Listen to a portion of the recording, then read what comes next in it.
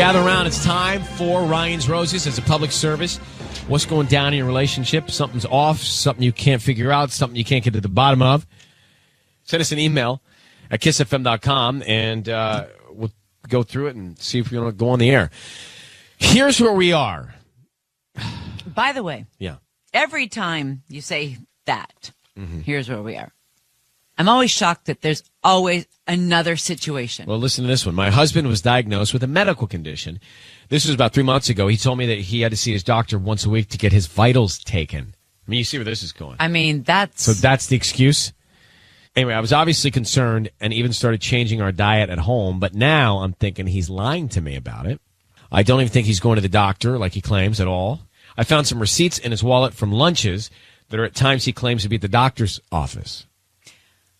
Okay. Can't imagine he would lie about something like this. It's just sickening. I'm torn. I need some help. If you're in a marriage and you get news like that, you're at the doctor with your spouse and you're worried to death and you are living to find out how you can help that person. Yeah, but just like the thought of using that as an excuse is such diabolical karma. Mm-hmm.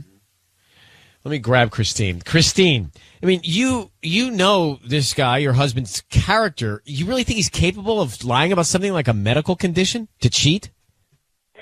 I do. I've been with for so long. This place that we're living in, I don't have any girlfriends. He has friends that he goes to the bar with, and that's fine and stuff. And we've never really had problems with trust, but. Yeah. Did he tell you what the medical condition is, or? He did. He told me that it was high blood pressure, and that he had to go to the doctor and get it checked, like, regularly, like, every so often. And so he would have these scheduled times that he would leave and tell me that he was going to the doctor. Okay. How long have you been married? 15 years. 15 years. Kids? Yep, 3. 3 kids. 15 years, 3 kids. That's a lot of history. We don't need any more information. Christine on the line, married 15 years, 3 kids. She says her husband was diagnosed with a medical condition, but now she thinks that he's lying about having to go to the doctor every week to have his vitals checked. You found receipts from lunches during doctor's appointment times. Anything else? Like, did you find anything else that would make you think he's seeing a woman during the times of his doctor's appointments? Well, I mean, the only thing was that when obviously the receipts were food for 2. Like, he wasn't eating alone, and I just feel like, I don't know. I just feel like I've never had this problem before with him, and I'm not sure, if he's capable of lying, but I feel like, he's distancing himself further away from me. Okay. We're going to bring Patty in. Patty's going to offer him some roses. Here's the thing. Patty's going to offer him some flowers, and we want to find out who he sends them to and then what he writes on the card, okay? Okay. All right. I need you to say, Ryan, you have my permission to call, and then whatever his name is on Kiss FM. Okay. Go ahead. Brian, I have permission for you to call him on Kiss FM. What's his name? Okay. We're going to call him now. All right. Let's give him a call.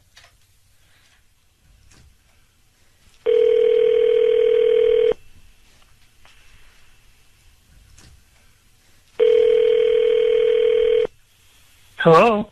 Hi, may I speak to Sean? Speaking. Sean, hi, my name is Patty. I'm calling from Parties and Flowers.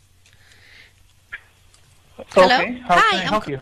I'm calling because you've been chosen to receive a free dozen roses. They're completely free, and you can send them to whoever you want today at no charge. I'm also including free delivery as well. And like I said, you can send them to whoever you want today. And we're also including a nice note. You get free 12 beautiful roses in red roses. And okay. They get delivered today by 6 p.m. to wherever you want to send them. Okay. Sure. Yeah, why not? Okay, so let's start with just the basic information. Who do you want to send these to? The first name is going to be Lily. Lily? And what do you want to... Is Lily. Sean, I need you to know that your voice is being broadcast on the radio. Christine, your voice is also on the radio. Please be aware of your language. Sean, it's Ryan Seacrest and Ellen Kay. Hi, Sean. Your wife has asked us to call you because she thinks that you don't have a medical condition and you're not going to see a doctor. You're seeing another woman. Who is Lily? Who is Lily? You're sending her roses? Who is this? Who is this? Are you serious? We've been married 15 years. No, I don't know what you're talking about. Like this. No, you just sent said it. flowers to Lily. What were you going to say on the note? No, you misunderstood me. I said I wanted the flowers to be Lily. Oh my God, you are so full Sean, of it. Seriously? Sean, Oh, just stop. my God. Just stop now. Are you having an affair? Are you seeing another woman when you're allegedly at the doctor's office? We have receipts from you at lunch with a woman. What's the story? No. I have high blood pressure. I just go out to lunch after the doctor. That's all it is. Who do you go to lunch with? Yeah, because the receipts are not just for you. There's food there for more than one person. Well, that's just because we eat like stuff I don't like at home Who's anymore. we? So Oh I my eat God. a lot of food. Sean, who are you seeing for lunch? I'm not seeing it. I'm seeing myself. Who's Lily? Where do you know Lily from, and what were you I going don't to say know in the Lily. I car? know- You're such a liar. No. Seriously, you are such a liar. Like, I can't believe this. I I don't. cannot believe this. After 15 years, you're going to send roses to some woman. I have no idea where you met I her. don't know what you think you heard, but it's not. Oh, really? Okay, because you didn't say, I'll send the roses to Lily. Sean, you're giving me high blood pressure listening to these lies. You are sending the flowers to another woman. Who is Lily?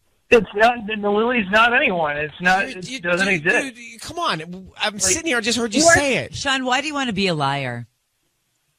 I'm not a liar. You had me worried, sick. You go into the doctor, and every time you went to an appointment, I was just on my toes waiting for you to come back and tell me that everything was okay. It's not what. It's whatever. It's not what you sound like it is. It's not what it sounds like No. it is. Oh, You sound like an idiot. Oh my God. No, it's like I said. It's you just. You didn't hear right. we did. Okay. Sean, we Yeah, didn't we misunderstand. did. You clearly said that we could We're probably wasting have time our to pull time. it back up by now. Yeah. The first name is Lily. Sean, we're going in circles. Your wife believes you're cheating on her. Your wife believes you're lying about this medical condition and these doctor's appointments. So something is off in your relationship, and now you've sent flowers to a woman named Lily. Clearly, there's something going on. So you probably should stop spinning and start telling the truth. It's nothing that I want to broadcast on the radio. Like I think this is between my wife. That's and fine. I'll take you. I'll Promise take you'll you tell off me. the air. Between you and me anymore. I'll take you both off the air, Thank you. and we'll move on. But let me just pop Christine back. Christine, you got a real situation here because your husband, you just heard what he said. I mean, there's no denying he was going to send these flowers to somebody else. Now you need to find out who she is and really investigate. I would find out if this doctor, get the doctor, go to the Yeah. doctor's office and find out the records if he's going to see the doctor, okay? Okay. He makes me so mad. I'm like winded.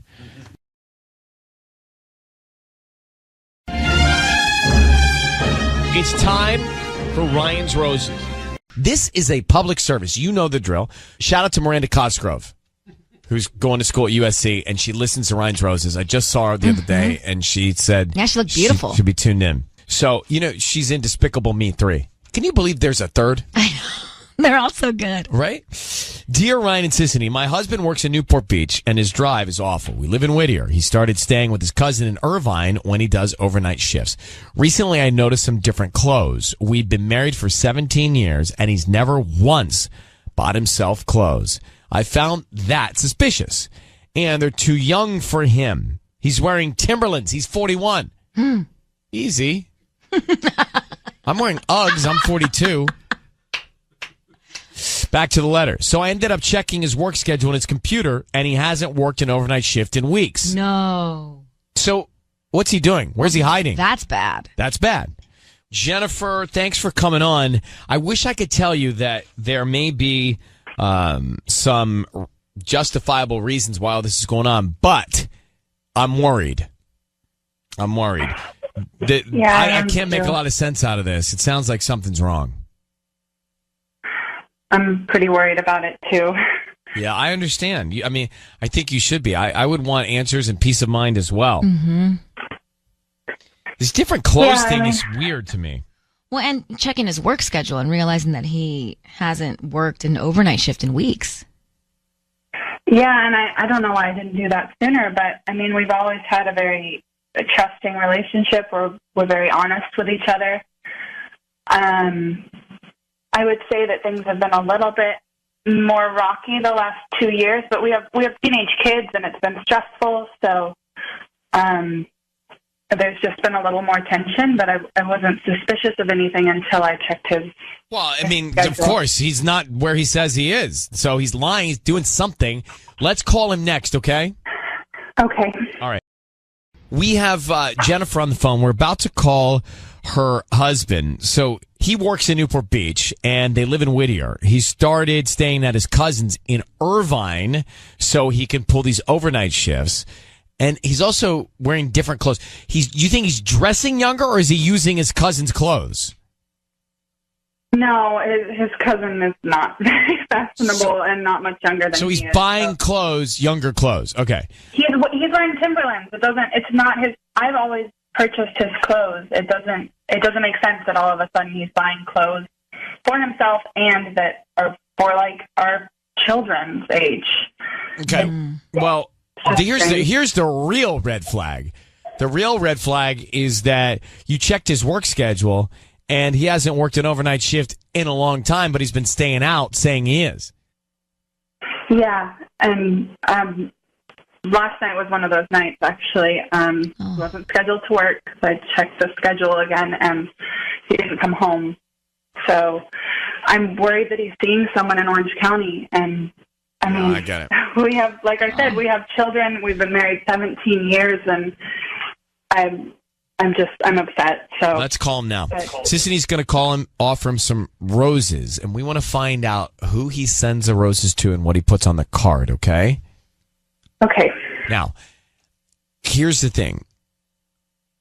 I don't know what you'll hear, and it can be tough not to speak when you hear some of this stuff. But if you can, stay as quiet as possible, even if it gets tough, because we want to get as much information from him for you as possible, okay? Okay. Okay, good luck. Thank you.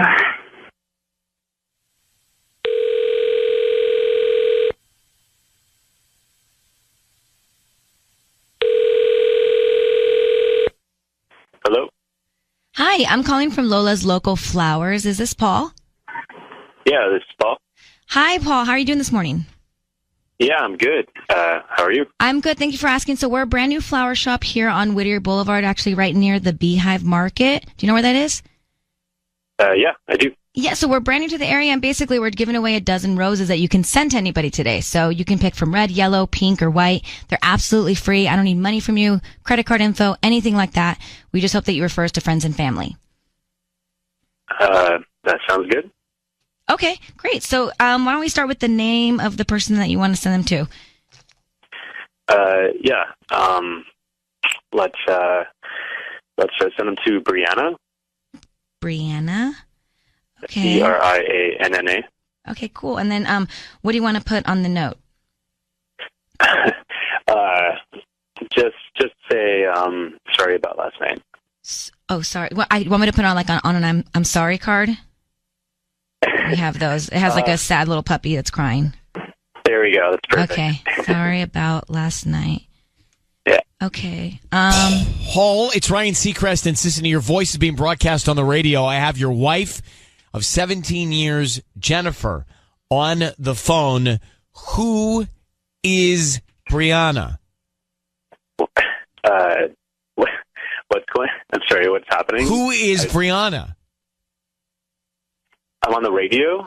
And your wife, Jennifer. Jennifer, you can speak now. Is on the phone. Who is this other woman, Brianna? Mm-hmm. She's. I don't. You're sending flowers to someone else? What's going on? No. What? I should be asking you. Who's Brianna? No, Answer Paul. the Who question. is Who's she? Brianna? I work with her. She's an intern at the hospital. And An intern? What happened last night that you're sorry about? I'm not gonna. It doesn't matter here. Okay. How old is he? You're seeing an intern? No, I'm not How old is seeing an intern. I don't know, 22 or 23. Paul, come on. You got caught. 23? Paul, So- you're 41. Are you Paul- kidding me? Paul, look here. You're with your wife. Your wife checked your work schedule. You haven't been working. You've been saying you're pulling these overnight shifts. You aren't. You just sent roses to Brianna. What is she supposed to think here, man? Look, relationships are very complicated, and it's not going to get decided or discussed. I just need to talk to Jen on my own, okay? This isn't... You Absolutely. are talking to me. You've been lying to me for weeks about being in... Yeah, where You have said that you had overnight shifts. where have you I been? checked your schedule. You haven't been working. I do work overnight at the hospital. But you That's haven't true. recently. She checked your schedule. Where you been? I'm not going to talk about it here. All right. That's fair. You just sent flowers to some 23-year-old. Are you sleeping with her? Jennifer, we just need to... Where are you right now? Let's meet up. Hold on. I'm going to take you both off the air, Jen. I'm going to take you both off the air. He clearly is not going to talk on the air. I mean, it's so obvious. It's so obvious. It's so obvious. And what is he going to talk to you about? I mean, it's so obvious what he's doing. See, I think Paul made a lot of people angry in what he just did. And then the fact that he didn't own up to it is a real problem.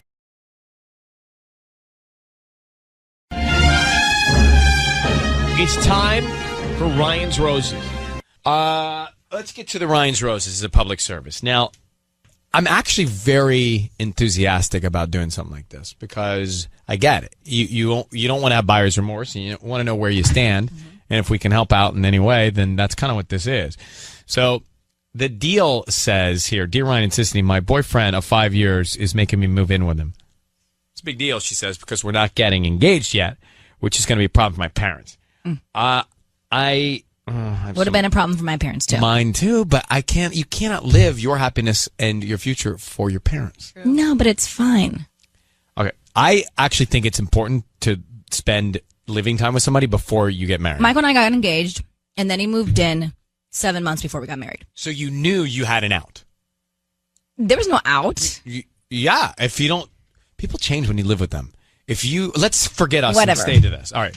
He says we will get engaged someday, but my fear is that I will go out on a limb and disappoint my parents and get hurt in the process. That I understand. I do not think he's cheating, which makes this awkward, but I think if he does send me the roses, both my parents and I will feel better about me moving in with him. Oh. All right. Okay. Well, So of course he's going to send them to her. I know I said this is what roses is designed for. I'm not so sure anymore. But I want to help because it's a sweet thought. Yeah. So why is everyone so bah humbug? I think he's going to send them to her. I think so too. So Elena, thank you for calling, and thank you, by the way, for your email. Oh my God! Of course, Ryan. Thank you so much for having me on. Of course. So we know the story. We get the conventionalism with your parents, and we understand that you want peace of mind. Are you absolutely sure there's no thought of another person? Like, this is not about that. I mean, no, like, there's no indication he's cheating or anything. That's why it's kind of, like, weird and awkward, and, like, I just think I don't know. But, like, my parents, I ran this by them. I was like, listen, like, if I call Ryan and, have him send roses and stuff and do this, will you guys, like, be cool with it? Like, they love your show. So this is, like, this will make them feel better. I feel, like, kind of awkward about it all because I'm like, I know he's not cheating. Like, I know it. I know he's not. Mm-hmm. You know? Mm-hmm. Mm-hmm. All right. Well, we're going to call. Let's hope your parents hear all of this and everything is okay. Hang on one second. We'll come back and do it. Okay. Thank you. So this is a different one, but I think it's a helpful one. She is with her boyfriend of 5 years, and they're moving in together, and he's not proposed. He's stalled in the proposal. Her parents are not going to approve of them living together without the proposal, but she wants to have as much peace of mind as she can. She doesn't think that he's cheating, but if the roses go to her, she feels like it'll cause peace in the family. So we're going to try and help out. And this is happening in Glendale. Elena on the line. All right, Elena, here's what we're going to do. Have you physically moved in yet? I haven't yet. No. He just asked me, and we're getting in motion. I'm like figuring out like my stuff, what I'm going to sell, what I'm going to take, all that stuff. And yeah, no, not like haven't done it yet. Okay, we're thinking in the next 2 weeks. We're going to try and help out and call him. So I need you to say, Ryan, you have my permission to call, and then whatever his name is on Kiss FM. Go ahead. Ryan, you have my permission to call on Kiss FM. All right, here we go. Sisney's doing it. He'll be on the line. Be very quiet until we tell him. I know everyone feels that way. Until we tell him that he's on the air, and then we can all talk. Okay. Okay. Now let me ask you a question. I just thought of this. What? If he sends the roses to you, do you want us to hang up or tell him what's going on? Gosh, yeah. Like pretend like, okay, great, thanks. Okay, we'll do that. Like, yeah, maybe just like a quick kind of like, great, we got it, thanks. We'll call you back for the address or something. I don't know, something. I know. Okay. Then just kind of like abort. Okay, we'll get out. Shh. Good luck.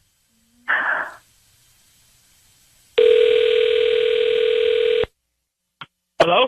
Hi, is this Adrian? This is him.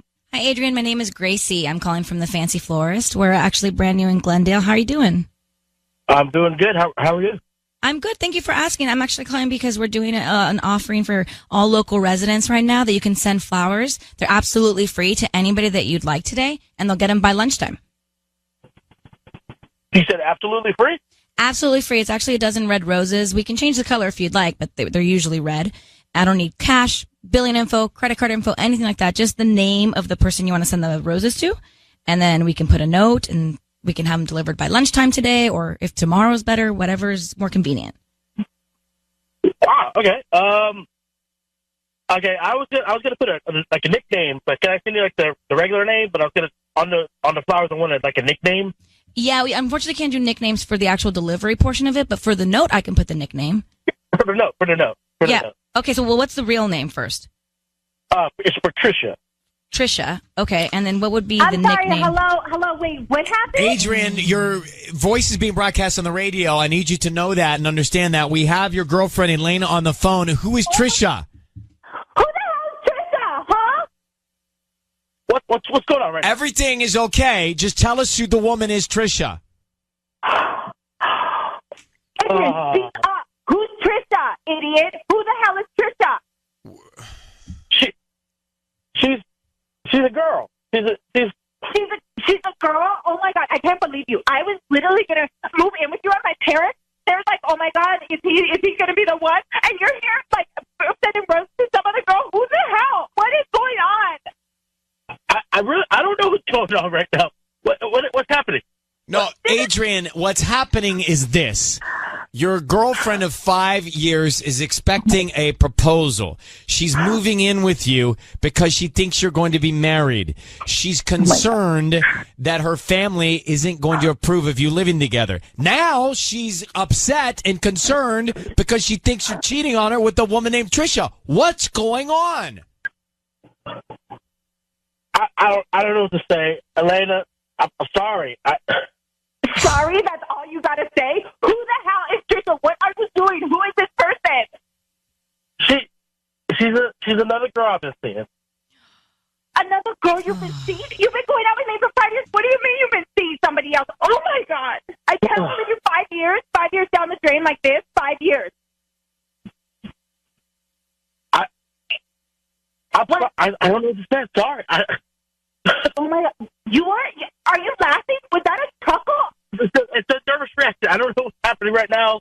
This is unbelievable. Oh, you just got busted. That's what happened right now, Adrian. You just got busted, okay? I can't believe that we've been dating for 5 years and you have been seeing somebody else and then you asked me to move in with you. What's the point? Why did you even ask me that? Adrian, how long have you been seeing Trisha? Probably about 5 years. You gotta be kidding me. Is there anybody else at this point? No. It's just you two. Well, no, Adrian, Elena, I understand your fury. Oh my God. And Oh my you God. should feel that. Adrian, what is going through your head to think that is a respectable, appropriate, okay thing to do, and then you're inviting Elena to move in with you? Where do you think this is going to end? I guess I thought I could do two things at one time. I was gonna have her move in, and I was gonna ask Tricia to marry me. What? I'm confused. What are you talking about? How are you going to... Rach, you're not even making sense. You're going to ask Elena to move in with you and marry another woman? How are you going to do that? What? Oh my God. Tricia had her own place. I was gonna live there as well. Why are you telling me this? Well, I mean, might as well. It's out and open. You're not normal, and you're not a good person, man. No. You're a psychopath, okay? You're a psychopath, and I cannot believe you. You know what? I'm burning all your clothes. Like, don't even come and pick up any of your crap at my house. It's all gone. Sorry. It's all gone, I want you to find out this way. This is... Which way did you want her to find out? Well, I just wanted to break it to her in private, not on the radio. This is insane. Oh my God. This is insane. Wow. Is exact. Does Tricia know about Elena? No. Oh my God! All right, hope she's listen, listening. Elena. You're right. We should get off the phone right now. And you, hey, Elena. I don't know if you're religious or not, but I would look up and thank to whomever or whatever you pray to. I know. Because you did not move in with this guy. You did not get engaged to this guy. You did not marry this guy. And you did not have a kid with this guy. Yeah. Yeah, that's a good way to look at it, Ryan. I really appreciate it. I don't know what to do. You know what I mean? Like, I'm just in shock right now. I'm so mad. Sure you are. I'm in shock with you. All Wow. right, we're hanging up on Adrian. He's gone. Okay. And Elena, I'm so sorry. You are right to feel everything you're feeling right now. Okay, thank you, Ryan. I appreciate it. Oh my God, I can't believe this happened. I didn't expect this, so I appreciate you so much. Thank you. You take care. You're the best, okay? We love you. Thank you. All right, bye-bye. Bye. So bad for her. Oh, I do, but I know. so grateful. Yes. I'm so grateful. Catch-22. How can here's the thing. How can a guy be that insane and you not know it? That's even scarier. Oh. I worry that a human being can be that crazy and you don't see it. Yeah. When does that start? Does that start when you're a child? Does that start when you're a teenager? Like, it has to, I mean, yeah. Adrian was asking her, Elena, to move in, and he was going to allegedly propose while he was going to marry the other girl. Like, He's going to live two lives. How? I don't understand the detail of There's that. crazies out there that do that, apparently. But how do you live with one woman and then you're married to another? It doesn't make... I don't get it. Maybe he's just not right. Of course he's not right. But I'm not right. I mean, like, I think he's got some issues. Yeah. More than just relationship issues. Like, screws are loose. Something's wrong there. Patty, I see your hand. We're going to come back. This is crazy. There's nothing, there's no explanation at all. It's just poor treatment of human beings. So this guy is well, he's saying he's going to marry Adrian. He's going to propose. 5 years they've been dating. Mm-hmm. He says, move in with me. Turns out he sends the roses to Tricia, who he's been dating for 5 years, who he says he's going to marry. So he's going to try and lead a double life. Now, it's crazy, but we have had people who have lived through situations where they found out that their spouse had double lives and kids with other people. Yeah. Mm-hmm. At the same time, not at different chapters. At the same time. So, Patty, what did you want to say? I saw you earlier. Well, one word, monster. Okay. And I think I understand what he is doing. I think he reached a point where he couldn't handle this anymore, so he had to do something very drastic with both women. He asked one to move in with him and the other one to marry him. Out of panic. Out of panic. And it's so drastic that the bubble is going to burst. And he knew it. Like, he had nowhere else to run. And that's what he's doing. Okay. I mean, we could sit here and go in circles. I don't believe this deserves an explanation. Well, he did say he wanted to break the news to her eventually, so he did want this to end at some point. I mean, in desperation, he said that on the air. But I almost don't want the twins to hear this. Yeah, I'll cover their ears. I can't. We my should hands keep over my ourselves stomach. calm because we don't need it. I wonder, though, if he had a conversation with either one of them saying, like, we're exclusive. I know, like, 5 years is a long time, but what if they never had the conversation? That's not possible. You don't think so? I don't think so. Not if they're about to move in with each other. I love your hopefulness, but not right now. Okay. Like, there's no hopeful in this. Macy, are you with us? I am. So go ahead. You're on. What's your view? I honestly think that her parents could tell something was off. I don't know if they knew that it was to this extent, but I think her parents knew what was going on, and that's why they weren't being supportive, and why they were encouraging her to wait for the engagement before she did something like move in with him. And I think they could just tell. They sensed it. They couldn't put their finger on what, but they knew something was off. That's and they're a fair right. point. Yeah, you have to be a sociopath to be able to live a double life like that. Do you ever meet someone and you really look them in the eyes? Okay. And you feel like, okay, there's a crazy in that eye. I guess. Maybe. Right? Like you see the window into their soul and you say to yourself, I think there's a crazy I in usually that. try to stay far away from those people. It's hard sometimes. You have a few in your life? Well, I just think that you see and you don't know, and then you think you're crazy for thinking someone's crazy. Do you know what I mean? You just it's not hindsight 2020. Oh, preach. But in the moment, you doubt yourself in situations, and she's like, "Well, my parents are being so protective, but they're right. They saw the crazy." All right, thanks, Macy. Thank you. Appreciate it. I love that name, by the way. Thanks. Okay, bye. It's a good name. All right, let's get to Jen. So Elena, and this all ended up in the best way possible. She's found out the truth in this relationship. Elena, dating this guy for 5 years. He says, please move in with me before, we're going to get married and I'm going to propose. Her parents say there's a red flag here. She starts to get ready to do it. We call him. He sends the roses to Trisha, whom he's been dating for 5 years, whom he told us on the phone he's getting married to, while he's trying to get Elena to move in with him. It's not even worth the energy to try and explain. So Jen is on the phone. I mean, you know what's, I tell you, we said this earlier, what's scary is how do we not recognize that in people? Yeah. Like you let someone in and you love them and you're their best friend for 5 years and you want them to marry you. Then you find out they're frickin' psycho. Love is blind. I didn't know what that means, actually. Mm-hmm. Love is blind, that you're just so infatuated with sometimes you're so infatuated with the idea of the relationship when in reality, it's not even like that at all. Mm-hmm. So love is blind is bad. Yeah, I think so. I've always been one to ask that question. All right. Because I always think love is blind. Oh, sounds romantic. No. You can love anything and anyone. No, it means you love somebody and they're not loving you the way back you think It's actually they a are. double entendre. You can use it both ways. Okay, Miss Tati. Well, stand by. Call me maybe, Carly Rae Jepsen. All right, Jen, good morning. How are you?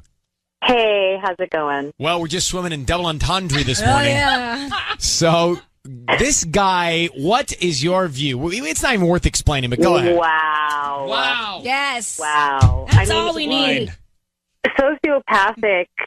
He may be sociopathic, but he's definitely not smart. What was he going to crawl out the bedroom window in the middle of the night? Well, that's the thing. With his wife? Yeah, how is he going to do that? Okay, Jen, let's suspend disbelief and assume he pulled it off. He's married to Trisha and he's living with Elena. How? How do you show yourself in either place? Yeah, he just sounds not only crazy, but just really, really dumb. And she dodged a crazy bullet. All right. Well, Poor Jen, girl. thank you for calling. That's the upside. She did dodge a bullet. Well, you guys really helped her out. Thank God for you guys. Thanks for calling. Well, that's maybe too much double entendre. All right.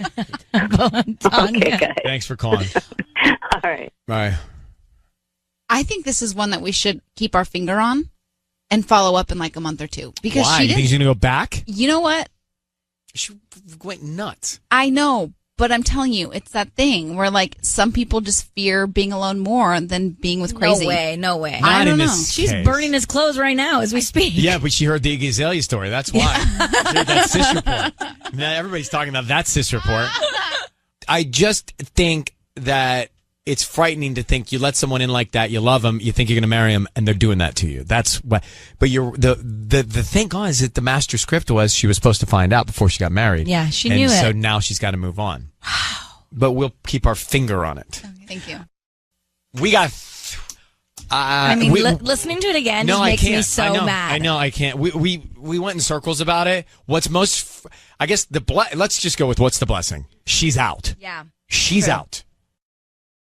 Let's go back to August 2016, which was, how long ago was that? 2 years ago. So, we posted this up at kissfm.com for you to listen to, but Natalie told us, and standing by on the phone right now is Natalie. She told us that her husband called and got a text, and he was acting weird about it. So she snooped in his phone, and she found a sonogram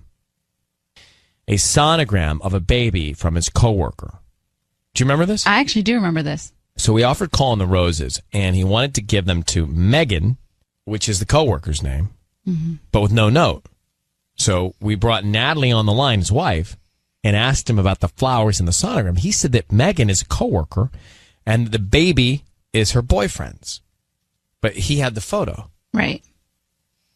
So why was he in the middle of all of it, getting that kind of, that's very, what's the right word? Intimate? Private? Yeah. Synonymous. So we didn't know if he was cheating, but the whole thing was a little uncomfortable. Right. Well, we're friends at work, and she did share with me that she was probably expecting a baby. So I just thought maybe she just could know someone was thinking of her. I'm not involved. I just thought, this might be nice for her. 2 years have gone by. What's happened? Natalie? Hi. How are you?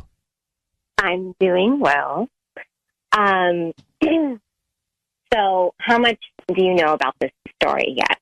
Well, I only know that we were a little uncomfortable with the way we left you guys. And that we found it strange that his coworker would be sending these kinds of photos to your husband and that he would not tell you. Exactly. Okay, so my husband continued to insist that the baby was not his, and I went ahead and confronted Megan myself, and I insisted that a blood test be taken because I saw a photo of the baby online, and it looked just like my husband Colin. And I was like, this is it. Please, I cannot deal with this. I need 100% proof that it's not your child. So I made him take a blood test, and I also reached out to Megan, and I said, you're going to need to get a blood test, a paternity test for this child, because I need to know the truth. And you all are dancing around, and she was really mad about it, which I saw as guilty. So needless to say, they did go ahead and take the test. And I have a feeling that Megan's boyfriend was all for my husband Colin taking the test because he too was feeling uncomfortable with the situation. He wanted to know the truth as well. And so Colin takes the test. The baby had the test. And Colin is not the kid's dad.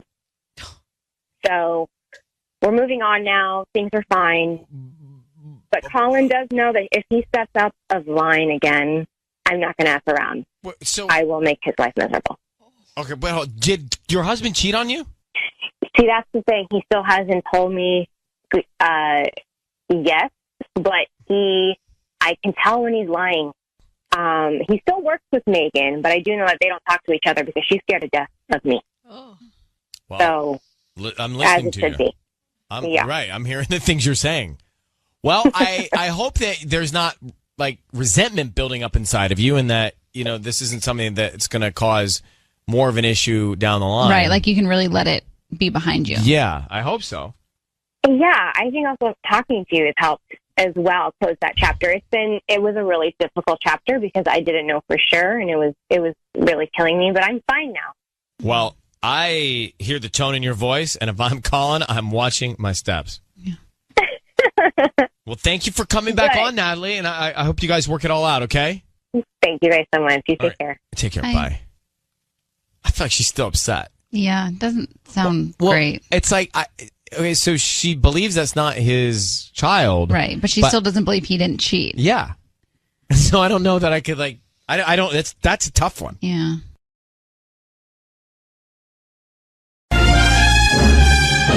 It's time for Ryan's Roses. She says, Sonia in Buena Park says, hey guys, my husband told me he was going on his annual golf trip to Phoenix with his buddies. He does it every year, and I hate it. She says, but anyway, his friends posted a bunch of photos from their weekend on Instagram. My husband isn't in any of them. I checked his credit card, and there is not a single charge all weekend in that location. So, Sonia, thanks for coming on. We just read the background here in the email. Where do you think your husband was? Yeah, I mean, I have no idea. I don't know. All I know is that he's lying. Did you think about asking one of the other guys or one of the other guys' wives if he was there? It crossed my mind, but I had felt like before I stir up any drama with these guys and their girlfriends or wives that I just needed a second to maybe confront him or figure it out myself first and then talk to other people. I just didn't want to involve anybody else, so of the friend group. And have you asked your husband about it directly? It was kind of passive aggressive, but I asked him how the golf trip was, and he told me, it was great. He even mentioned that his golf game was really good on Saturday, and then said that he didn't play as well on Sunday. So he fully lied. Okay, let's just put you on a hold now, and we'll come back and we'll call him here at KISS. Sonia and Ryan's Roses right now. We're calling her husband. She believes he did not go on the golf trip he said he was going on, and she's got good reason to believe that. So what we're going to do is we're going to call him, Sonia. We're going to offer him some roses. Be very quiet until we tell him he is on the air. I need you to say, Ryan, you have my permission to call, and then his name on KISS FM. Go ahead. Ryan, you have my permission to call on KISS FM. Okay, hold on 1 second. We're going to get into it now. Be very quiet. Here we go. Good luck.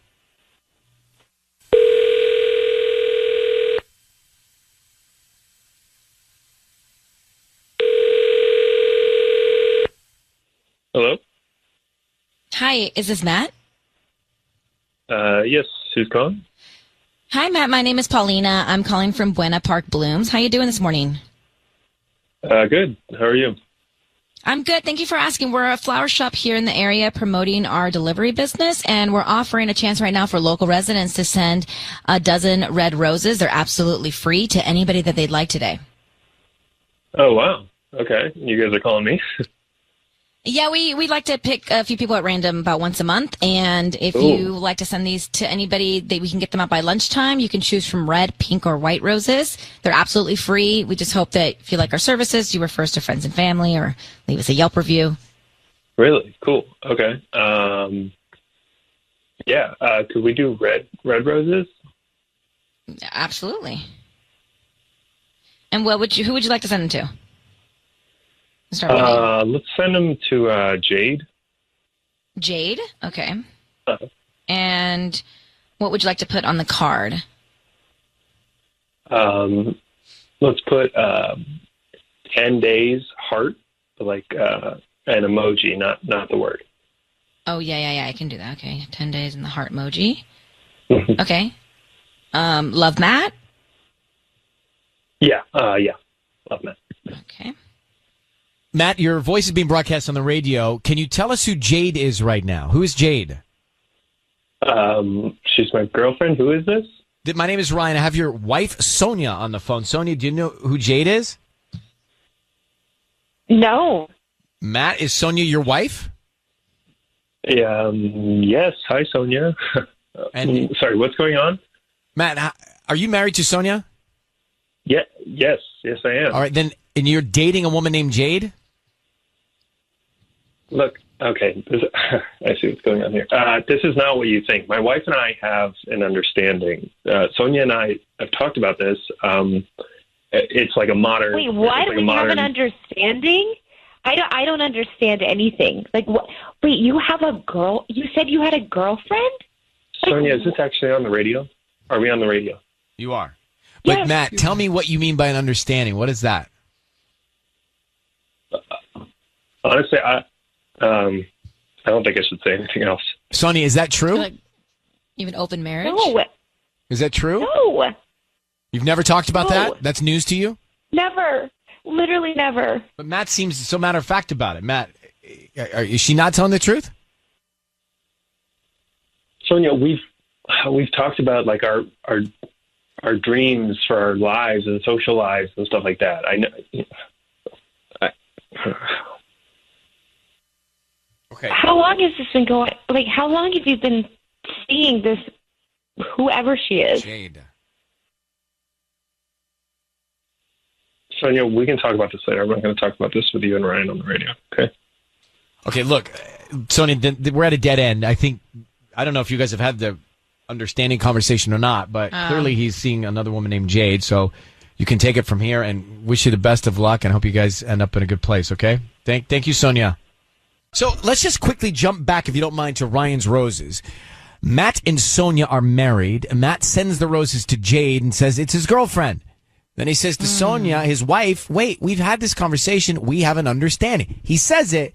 To me, the way he said it seemed like he wasn't panicked. He wasn't taken aback. He was very matter of fact about it. He seemed confident and comfortable in saying, hey, we had this talk about having an understanding, which I'm assuming, connecting the dot, means that they quietly are allowed to see other people. Yeah. She seemed completely opposite in her reaction. Like, I've never heard this. We never had this conversation. So someone's clearly not telling the truth there. And Right. he's also sent the roses to Jade. So I guess I'm asking you, Sissany, do you think that she had never heard this understanding conversation? This one's tough for me because I always like to have my girls back. But I think in this case, she knew exactly what was going on already. And she was hoping that this relationship with Jade had fizzled out and maybe he was going to just come back to her. So you think they did have an understanding she was conversation? And she was using us as like, To find out. let's see who he sends the roses to type of situation, because otherwise she would have been way more upset. Yes, I think it's a good hunch. She wasn't that comfortable, upset. And he was so calm. Kimberly, what did you think? Oh, I thought that he was totally busted. He obviously, that whole thing about that they have an understanding, he was just making it up on the spot, and you could tell she was just, because he was like, that let's not talk about it now, and he's sort of backpedaling as he's trying to sort of create this fake story for the radio. Funny, I thought he seemed calm. I didn't think he was panicked at all. Yeah, I don't know. He's like, it to me, it just sounded like he was trying not to look like a big fool on the radio and just trying to make himself not look like a big jerk for cheating on his wife. Like, obviously, that's his girlfriend. Okay. All right. Well, thank you, Kimberly, for calling. I don't know on this one. I really don't know. Your hunch seems legit. It seems plausible. Mm-hmm. But this one's tough for me. I'm racking my brain. There's so many moving parts that seemed, I could go either way on it, to be honest with you. It's time for Ryan's Roses. Let's go. Dear Ryan and Sissany, here we go as a public service. My cousin's husband is cheating on her. She doesn't want to believe it. I got a lot of questions about that. She says, people have seen him out with someone. He's never home, and there's no spark between them. She asked me to contact Ryan's Roses for her. She will be listening. Jackie and Silmar. All right. So let's get Jackie here. Hi, Jackie. How you doing? Hey, I'm okay. How are you? Okay, thank you. So, Jackie, why do you want to get involved? Well, my cousin's husband is cheating on her. And do you have absolute proof? Well, only from what she's been telling me. He's home very rarely. He seems distracted. Yeah, but what other proof do you have other than what she's concerned about? Because she's clearly not seen it yet. So what proof do you have? She says people have seen him with somebody else. She says that there's no spark between them anymore, and that they've just not been spending, quality time together. She tells you all this, and you tell her, well, he's cheating, and she doesn't want to believe it? She doesn't believe it. If you don't have absolute proof, this is not going to work well, Well, she's just too nervous to find out about this. That's, So you don't know, you have a hunch, and you want to find out so you can go back to her and tell her this is proof. So we're actually looking for proof. Exactly. Well, I don't think this is a good idea. Well, it would put her mind, well, it's not going to make her happy, but I think it's something she needs to know. Let me just to go get down on the with her paths life. of what will happen here. Number one, it's true. That's miserable. Number two, it's not true. You just caused misery.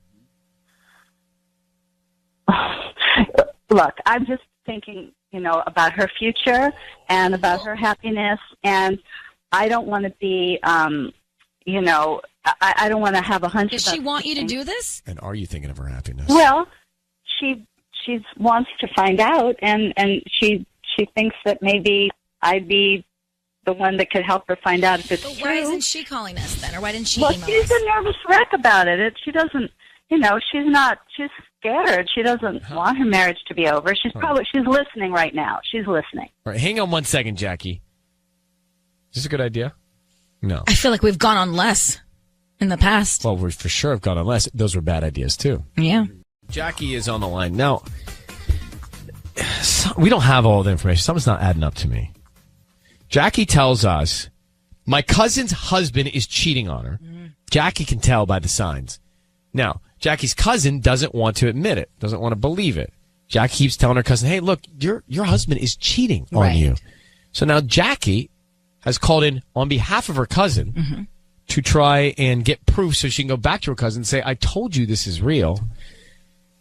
And the question I have is she being caring and having a big heart, or is there something we don't know? And I feel like there's something we don't know.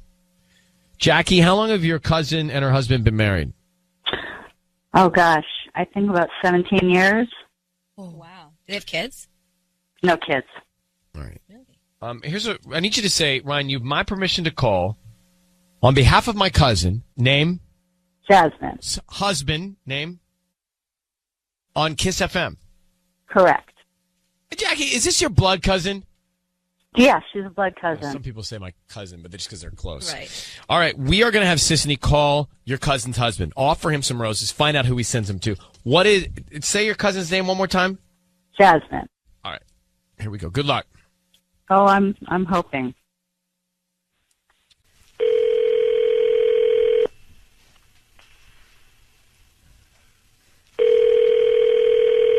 Hello. Hi, can I speak to Michael? This is Michael. Hi, Michael. My name is Mariana. I'm calling from Mari's Flowers. How you doing this morning? From where? I'm calling from Mari's Flowers. So basically, we just a new flower shop that opened up here in the area, right on the corner of Polk Street and Glen Oaks. Okay. You know where that Little Caesars is? I do. And like that taco place, right there in that shopping center. Yeah, I go there as a matter of fact. Yeah. So?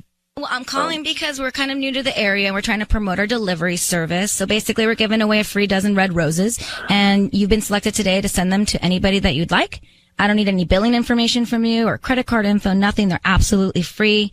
And I just need the name of the person you want to send them to. You can write a little note. Wait, you're calling me up to send, you want me to send flowers? I can send free flowers to somebody? Is that what you're saying? Yes. Well, I don't know. I mean, I kind of have a florist, but well, we hope you maybe try us out, and if you like, the flowers that we deliver, maybe we can gain a new customer. I guess I could do it once. Why not? Sure. I appreciate that. Thank you. Okay, so what's the name of the person you want to send them to? What are you going to send? Roses? Yes, technically we do red roses. You can pick any color if you'd like. No, red roses is what I usually send her. That's fine. Okay. Her name is Jackie. There you go. See, he's clearly thinking about me. Michael, your voice is being broadcast on the radio. I need you to know that we have Jackie, your wife's cousin, on the phone, Yeah, I know who Why have Jackie you- is. Why are you sending Michael? Why are you sending roses to your wife's cousin? What? Explain that, Michael. No, Michael. Why are you sent? You just sent roses to your wife's cousin. Yeah, so what's the big deal? Well, you said that you send her these. That's the color you usually send, so it's probably not the first. And Jackie, why don't you tell flower. us what's going on? It's definitely not the first time. And Michael, I just think it's time that we get this out in the What are you open. doing? Jax, what are you doing, Jax? Get what out in the open, Jackie? I think Jasmine needs to know what's going on. Come on. What is Are we going Is this on? a live radio show? Is this actually on the air? Michael, your voice is being broadcast. If you don't want it to, you need to hang up. I'm not hanging up on you. Yeah, Your voice is being broadcast. ridiculous. Your Jack, voice is being what broadcast, Michael, on the Are radio. you Jackie, crazy? Michael, Jackie, what's Listen, going on? I know Jackie, Jasmine listens to this program, Michael. She's already heard this. Jackie, She's already listening. Michael has hung up, Jackie. What? Jackie, are you cheating on your cousin by being with her husband? Oh, listen, this. I didn't start this thing. This has been So going you are on. having an affair with your cousin's husband? Why'd you lie to us? Well, I didn't really lie. I'm just sick of carrying But this just around. answer me this. Are you having an affair with your cousin's husband? Yes. Well, you're a bad person. No. You know You're what? a bad person. Yeah, what's No, you're a bad wrong person. with you? You're a bad person for just putting us through all of that. Why did you First do this? of all, I no, just don't wanted first of all. to- Just tell me why. Because it's time she knows. No, but why did you do it in the first place? Why did you go behind your cousin's back? Because we were madly attracted to each other, and at every Your cousin. Have you ever? Yeah. Do you know the code of family?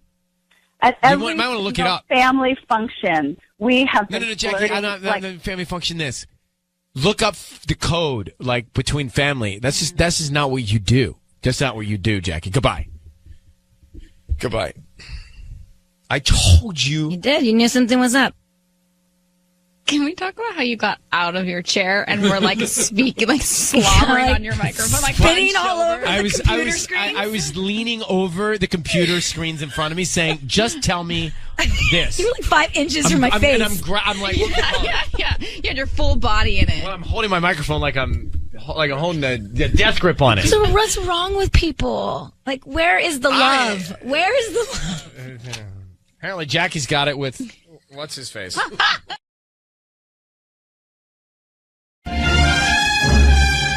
It's time for Ryan's Roses. If you think someone is cheating on you and you don't know what the dealio is, then send us the email and we'll see if you want to go on the air. Rosie sent us an email. Here's exactly what she sent to us. Dear Ryan and Sissany, I pack my husband's lunch every day for work. I do it with love and to help us save money to buy our first house. Well, I found out that he's been going out of the office to eat almost every day. I found a receipt to a restaurant in downtown LA, and it wasn't for one person. I asked him about it, and he said he had gone out to eat with some coworkers to celebrate their manager's birthday. But the other day, I called his office after he did not answer his cell phone, and his coworker answered. He said, my husband is never in the office during lunch. Ooh. Well, it doesn't. So, yeah, we have a problem.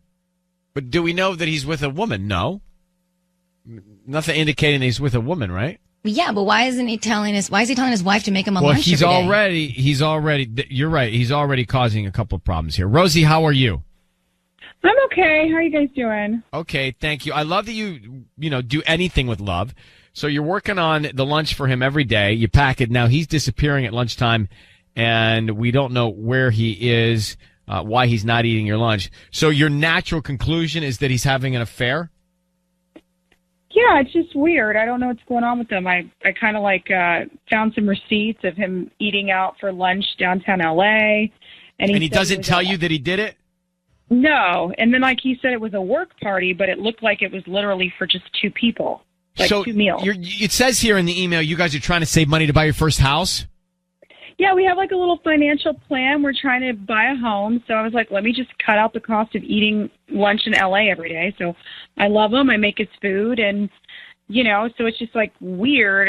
It just feels kind of bizarre that he was out for lunch. And then I asked him to pick up something for my mom after work. And I called during the lunch hour, and he didn't pick up his phone, so I called his work, and they said, oh, he's never here for lunch. He's always gone. Well, we have we have several problems working here. Instead of saving money like he's supposed to be doing, he's actually spending double, sis. Yeah, exactly. Well, has he been acting distant at home to give you the feeling that maybe he's with another woman? Not that. I mean, not so much that. Just kind of bizarre, like with the lunch thing. And he's like, it's a party, but it was literally for two people. And now I find out he's been gone for his lunch every day. But is it possible he maybe takes your lunch and goes out and eats it at a park bench or something? Maybe it's possible. I don't know. I don't feel like I have peace about it. So, Rosie, I need you to say, Ryan, you have my permission to call, and then whatever your husband's name is on Kiss FM. Ryan, you have my permission to call on Kiss FM. All right. Here's what we're going to do. Sisney is going to call your husband. We're going to offer him some flowers. We want to find out who he sends them to and then what he writes on the card just to see what the relationship is like, okay? Okay. I wish you the best of luck. Thank you. Okay, here we go.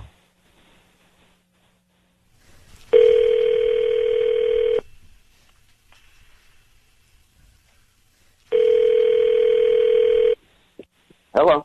Hi, I'm looking for Dave. This is Dave.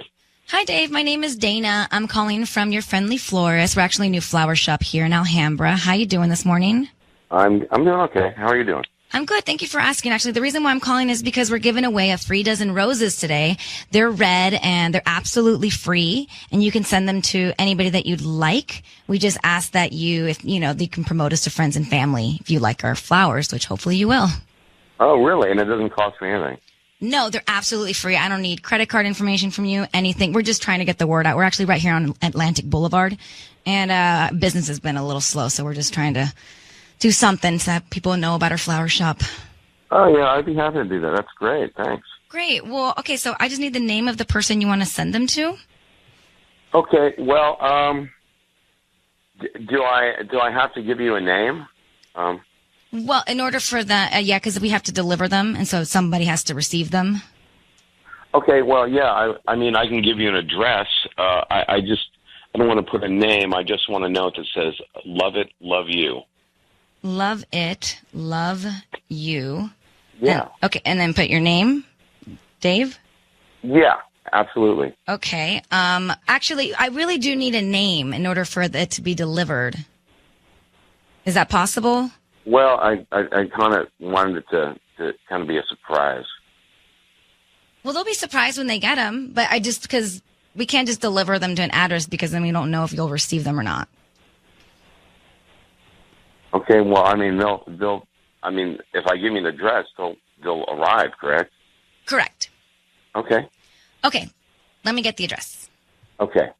All right, hey, Dave, it's Ryan Seacrest. I need you to know your voice is being broadcast on the radio right now, and we've got your wife, Rosie, on the line. So here's the thing. Your wife packs your lunch every day, true? Yeah. What do you do with the lunch? I eat it. Where do you eat it? At the office. Rosie, why don't you tell your husband what you found out?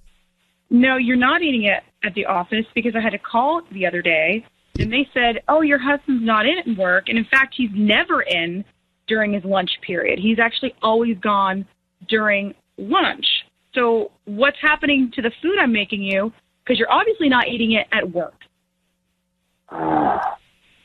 I do snack on it, but, I mean, it's just the same thing day after day. I didn't want to hurt your feelings. I know we should be saving money, but I just, I've been going out to eat with the guys and stuff, and we've been having meetings out there just because it's kind of like this repetition is always the same, and I love you so much, but it's gotten a little much, a little monotonous, so I've been just eating out, and kind of taking a break. Put in a request. I mean, Dave, Rosie, guys, just to get to the bottom of this, Dave, if you wanted to surprise somebody, I'm thinking about your flowers. If you wanted to surprise somebody, you would have left off your name, not their name. So who are the flowers going to? They're going to my wife, Rosie. But why would you not put her name? Yeah, that's so that she knows to they're me. hers. Because I was afraid that you guys were going to call her and see, have you got your roses yet? And I figured, well, if I do it as a surprise, and I leave her name off, nobody can call her, and they'll show up, and it'll be a surprise. So, Dave, just so we're all on the same page, your wife and you get up every day. She makes your lunch. You go to the office. You don't eat it. You go out to eat with the guys. You felt bad about telling your wife that. She sees receipts. There's nothing going on. You're just hanging out with the guys. But you felt guilt in telling her that she was making the same thing every day?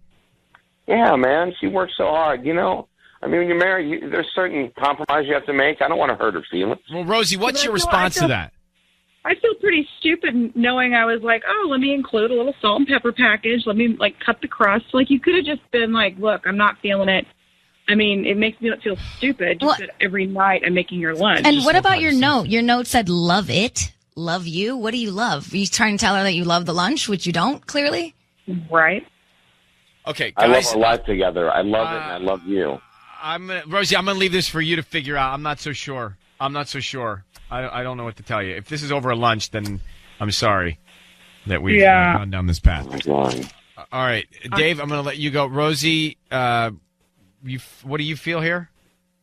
You know, I really do think it's as stupid as he doesn't like the lunch. I really do think it is that. I don't believe him. Okay, yeah. All right. Well, then I wish you happiness and good luck to you. Okay, sweetheart? Okay, thanks, guys. All right, thanks. I mean, she cuts off the crusts. Who How would old is love Dave? What is Dave? How old is he? I would love that lunch. With salt I and got- pepper I got- packets? I got bad feelings.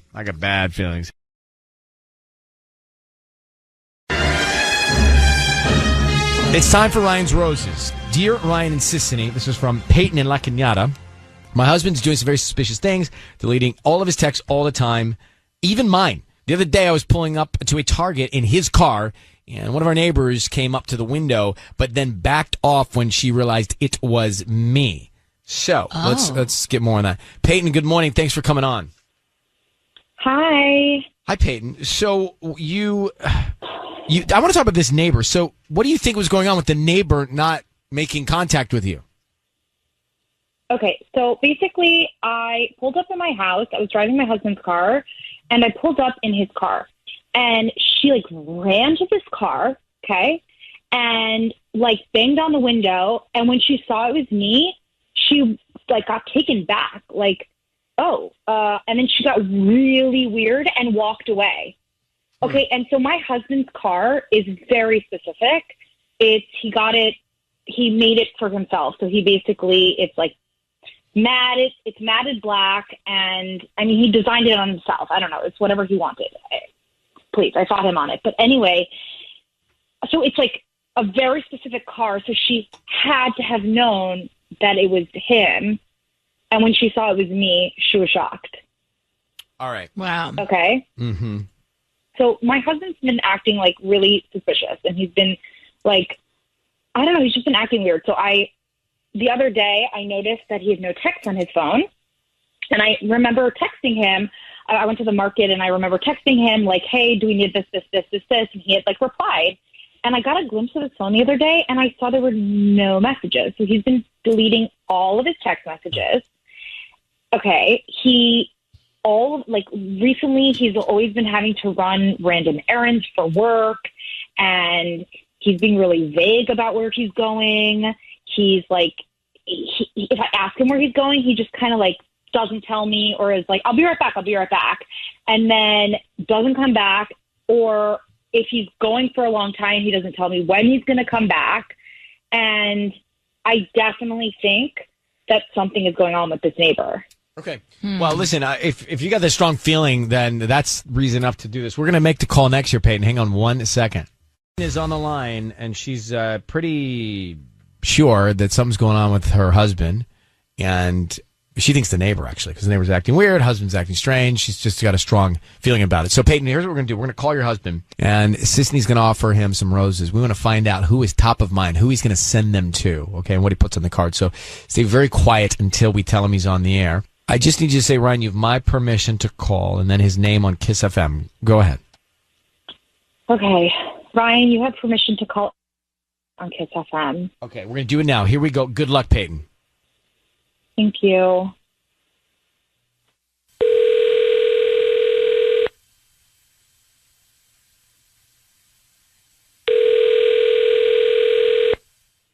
Hello?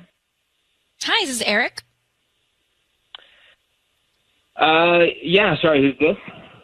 Hi, Eric. My name is Cindy. I'm calling from the Fresh Florist. We're actually a fairly new flower shop here in La Cañada, and we're trying to promote our delivery business. So what we're doing is offering local residents a chance to send a free dozen roses to anybody that they'd like today. They are free. We just hope that you refer us to friends and family if you like our services.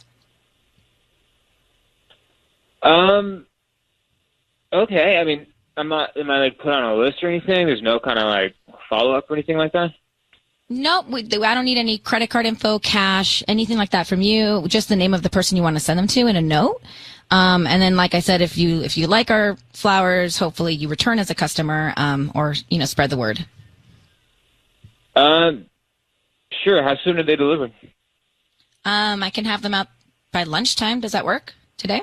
Oh my God. Okay. Yeah. Sure. Okay. Yeah. What's the name of the person? Blake. Yeah. Blake.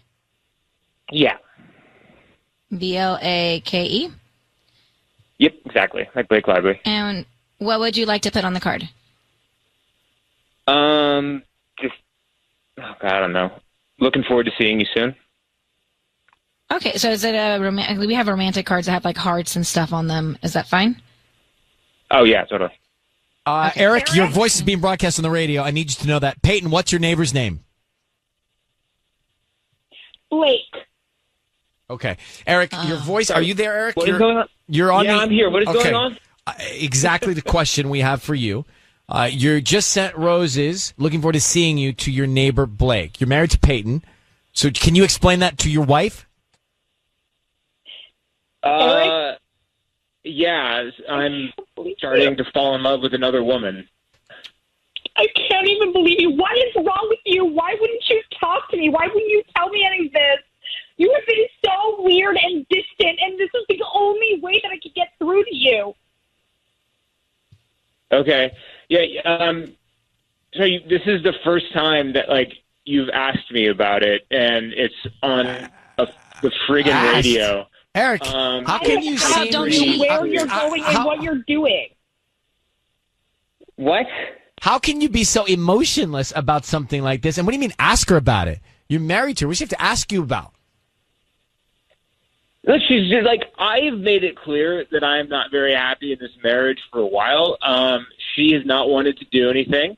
I have suggested therapy. Made it not she doesn't clear want at to go. all. Okay, look, we're not in a happy marriage. We haven't been for a while. We might as well accept this. And honestly, this is a pretty good circumstance. We don't have any kids. We don't own a home. We don't have any major assets. And you're cheating on me with the neighbor, and I had to find out when she knocked on your car window, and you're sending texts, and you're vanishing out of thin air all during the day and in the evening. Peyton, have you not had a good marriage for a while here with Eric? No, we haven't been communicating properly. And so he suggested therapy, and I said, I think we just need to spend more time together. I don't think we need therapy. And now he's going to spend time with somebody else, and he's not even trying to spend time with me. Yeah, I've been trying to find some happiness where I'm not getting any in my marriage. Sorry. You have not tried at all. That is not trying. You sleeping with somebody else is not trying. I'm sorry, you have a fairy tale idea of what marriage is. Ours isn't it. We should be happy. This is going to be, long run, a good thing. Oh, You're okay. trying to force something. It's you can't force a good marriage. We don't have a good marriage. It's yeah. Oh, right. So you're getting, and so you're saying that we don't have a good marriage. I see.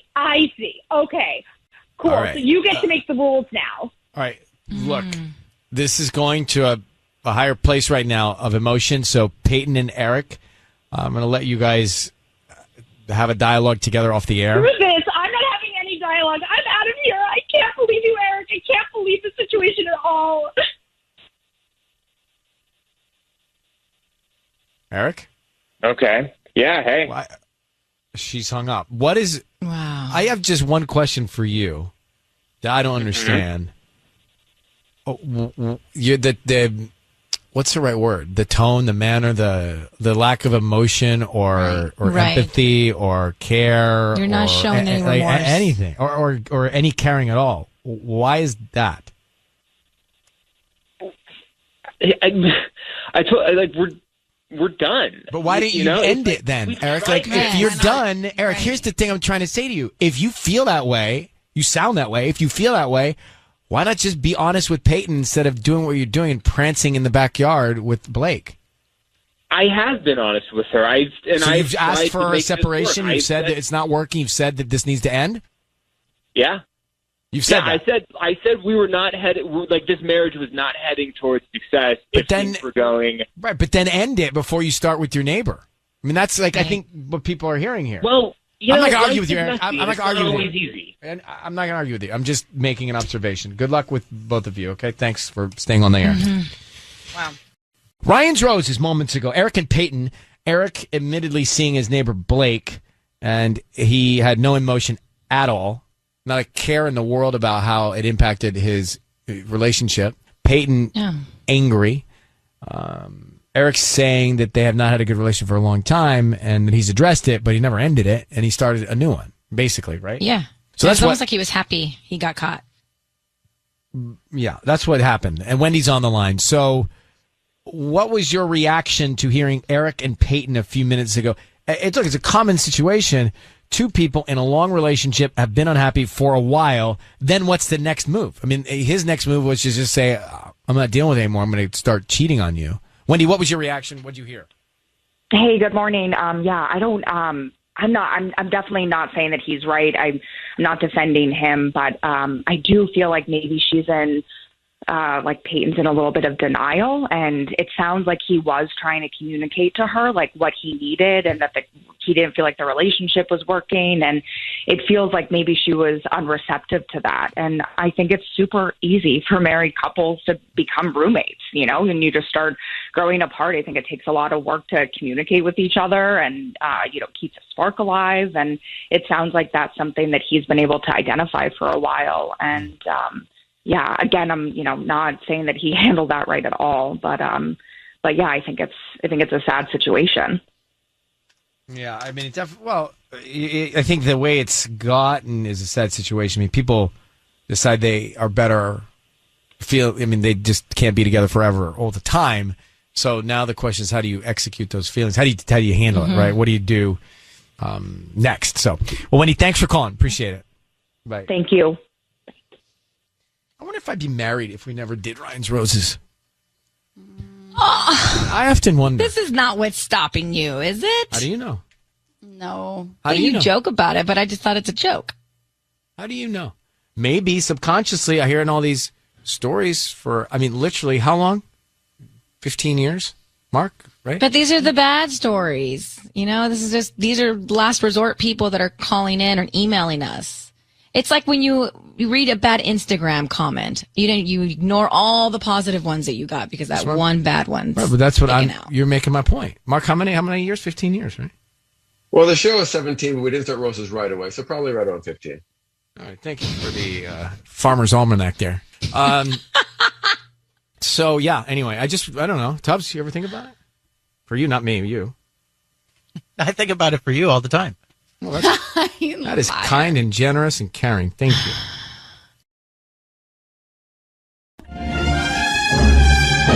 It's time for Ryan's Roses.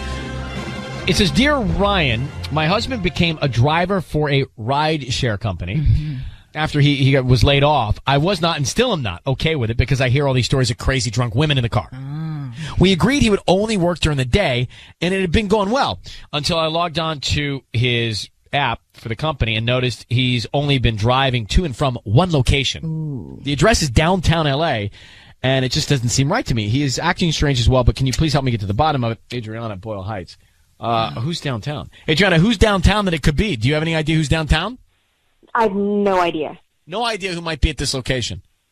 No clue. I know it's an apartment building. I don't know anybody who lives there, and I don't know why on earth he would be going there every single day. But is he going there and staying there, or going there, picking somebody up and taking them somewhere? Yeah, like, what did you see? No. So he does a drive there every day. He's picking somebody up, and then he drops somebody off there at the end of the day, too. It's like someone's personal shuttle. Yeah. Okay. But I also saw him pick somebody up there, drive over to the Marriott one day, in downtown LA, and then after going to the Marriott, going straight back to the first place. It wouldn't make a lot of sense because if he's out trying to make some dough, he'd be making more runs. Yeah. Throughout the course of the day with all that time, right? No, that's exactly. You have been together how long? How long have you been married? We have been married 7 years. And how many kids do you have, if any? Three little babies. Adriana, I'm going to have Sissany call and offer him some roses, and we want to find out who he sends them to and what he puts on the card. You know what I'm saying? Because that could tell us a lot. Figure out who's downtown. That's what you want to know. So It was an apartment building. What name are you going to be? I'm going to be Marissa. Okay. Where are you calling from? Trendy Flowers. Trendy Flowers. Okay. All right. Adriana, I need you to say, Ryan, you have my permission to call, and then whatever his name is on Kiss FM. Brian, you have my permission to call my husband on Kiss FM. Okay, good luck. We want to be very quiet until we can get some information here, all right? Okay. Okay, go ahead, sis.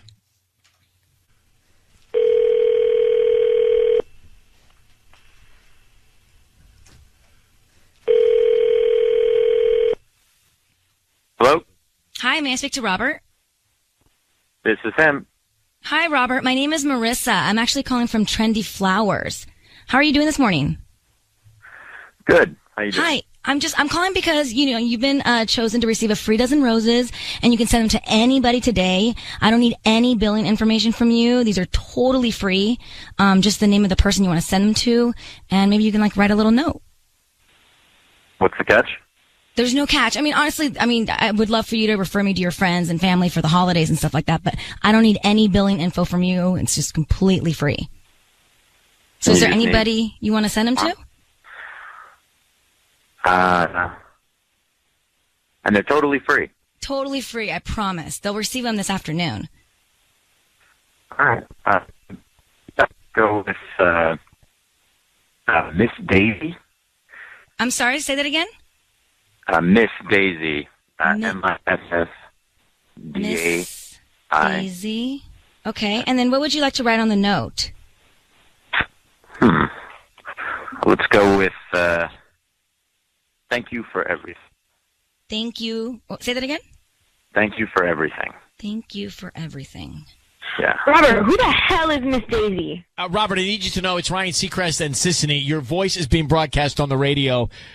That is your wife, Adriana. Who's Daisy? What? This is none of your business. Adriana. No, this is your wife has asked us to call you. Your wife has asked us to call you. So who are you sending the flowers to? That's all. That's just a simple question. This is it's a woman that I was picking up, and it's a client. Okay, look, Robert, in the interest of time and just everybody here, you sent flowers to someone that wasn't your wife, right? Yes. Okay, now who was that person? She's an older lady, Adriana. She's a widow. She just lost her husband. She's an older lady, like what, like 70, 80? No, late 30s. I don't know, maybe late 30s, early. Are you kidding me? How is that older? It's older. It's older than us. Where does she live? This older woman. She lives downtown. Okay, and so you go and do what downtown? I pick her up. She's just lost her husband. She needed a driver, and she's super nice, but she's really fragile right now, and she needed a driver. And I said, okay, look, I will drive you, but I want business every day, and so she basically has hired me as her personal driver. She contacts me every day, and I pick her up, take her where she needs to go. There is nothing, absolutely, this is not what it is. But you can't make any more runs or make any more money in between the time that she's not using the car? That doesn't make a lot of sense to me. She doesn't like driving anymore, okay? I got that, but why can't you? I mean, you're not doing other runs, so that seems like you're taking money out of your own pocket. She's given me a very good. Is she giving you extra cash? Oh, well, let's not get into that. Just listen, Robert, tell me this. Yeah. Are you cheating on your wife? Absolutely not. I would never do that. All right, I've got 3 kids. Why wouldn't you tell me about this? Like, if that's the case, why wouldn't you tell me? That seems like something that I should know. We agreed you were only going to do pickups during the day, so you don't have to deal with any crazy drunk chicks, anybody trying to get on you at night. But here you are saying every single day with some woman. Yeah, one woman. Okay, I'm not making. That doesn't make it better that you're spending every single day with someone that's not some woman that isn't me.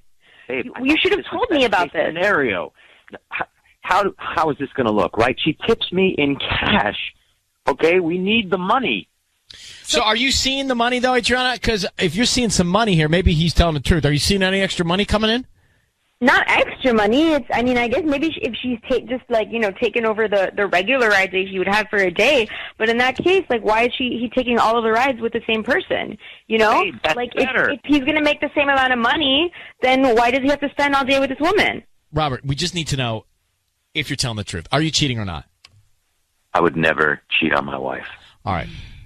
I don't know what to say, Adrian. I think you're going to have to look at him in the eye and see if he is telling the truth on your own. I'm going to gavel him now for calling a 38 older woman. Oh, God. Like, that's my biggest issue. Good luck to the two of you. Right? Oh, I'm thinking he's driving Miss Daisy around. That's what I thought. 38. He's like 38. Older We're like, woman. what?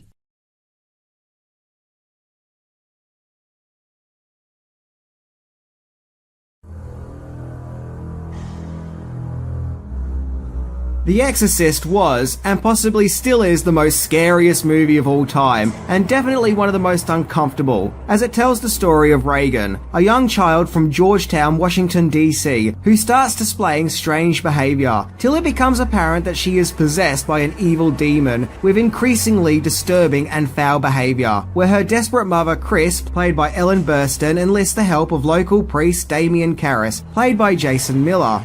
However, it becomes clear that Reagan needs an exorcism, where Father Merrin, played by Max von Sydow, shows up to rid the demon, of which he has come face to face with the evil creature in the past and must settle an old score. Released in 1973, The Exorcist shocked, appalled, repulsed, and terrified movie audiences, and became an instant horror classic. There is actually tons of interesting stories and trivia when it comes to the behind the scenes of The Exorcist, more than just a top 10 can do justice for.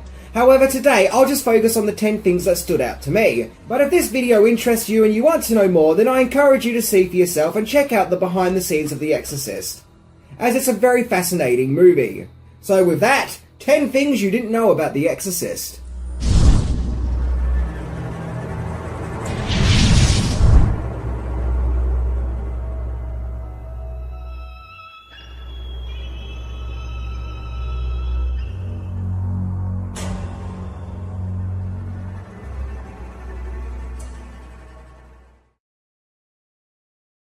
Number 10. Based on a true story, somewhat. Of course, before the Exorcist movie, there was the Exorcist book, which was written by American author and filmmaker William Blatty, who would go on to produce the movie adaptation. However, the backstory of how The Exorcist came to be is an interesting one, as Blatty took inspiration from an apparent 1949 incident involving the exorcism of a young boy. The boy showed increasingly violent and disturbing behavior, along with words apparently being cut into his body, until an exorcism was performed.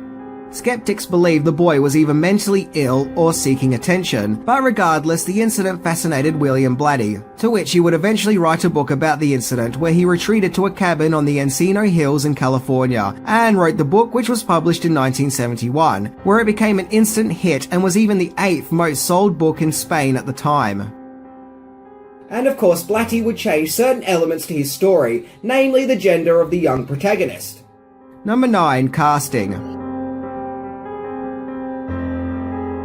Due to The Exorcist's disturbing and confronting nature, it seemed that not many major stars wanted to be in the movie, with a few exceptions, until it was decided to mainly cast unknowns. Marlon Brando was the initial choice to play Father Merrin, but William Friedkin, who became the movie's director, opposed the idea, fearing that it would be looked upon as a Marlon Brando movie and take away the individuality of the story. Jack Nicholson was chosen for Father Karras, but it was actually Stacy Keach who was cast in the role. However, Friedkin saw Jason Miller in a play that he wrote and starred in called The Championship Season, to which Friedkin sought after the actor and cast him in the role. Audrey Hepburn was offered the part of Reagan's mother, Chris, but she said she wouldn't star in the movie unless it was filmed in Rome, so naturally that idea was scrapped. In fact, at one stage, even Reagan was going to be played by a different young actress, that being Denise Nickerson, aka Violet from Willy Wonka and the Chocolate Factory. However, when her parents read the script, they opposed it and refused their daughter to star in the shock horror movie. I guess being turned into a blueberry they could deal with. Being turned into a demon, not so much. However, Linda Blair's mother found the script and loved it, and set up an audition for her daughter, and the rest was history. Supposedly, Warner Brothers weren't too happy that the cast was mainly unknowns, as having big names in your movie makes it more bankable. However, not having well-known actors in The Exorcist gives it an unnerving realism, in my opinion. Number 8. The shoot was twice as long due to accidents.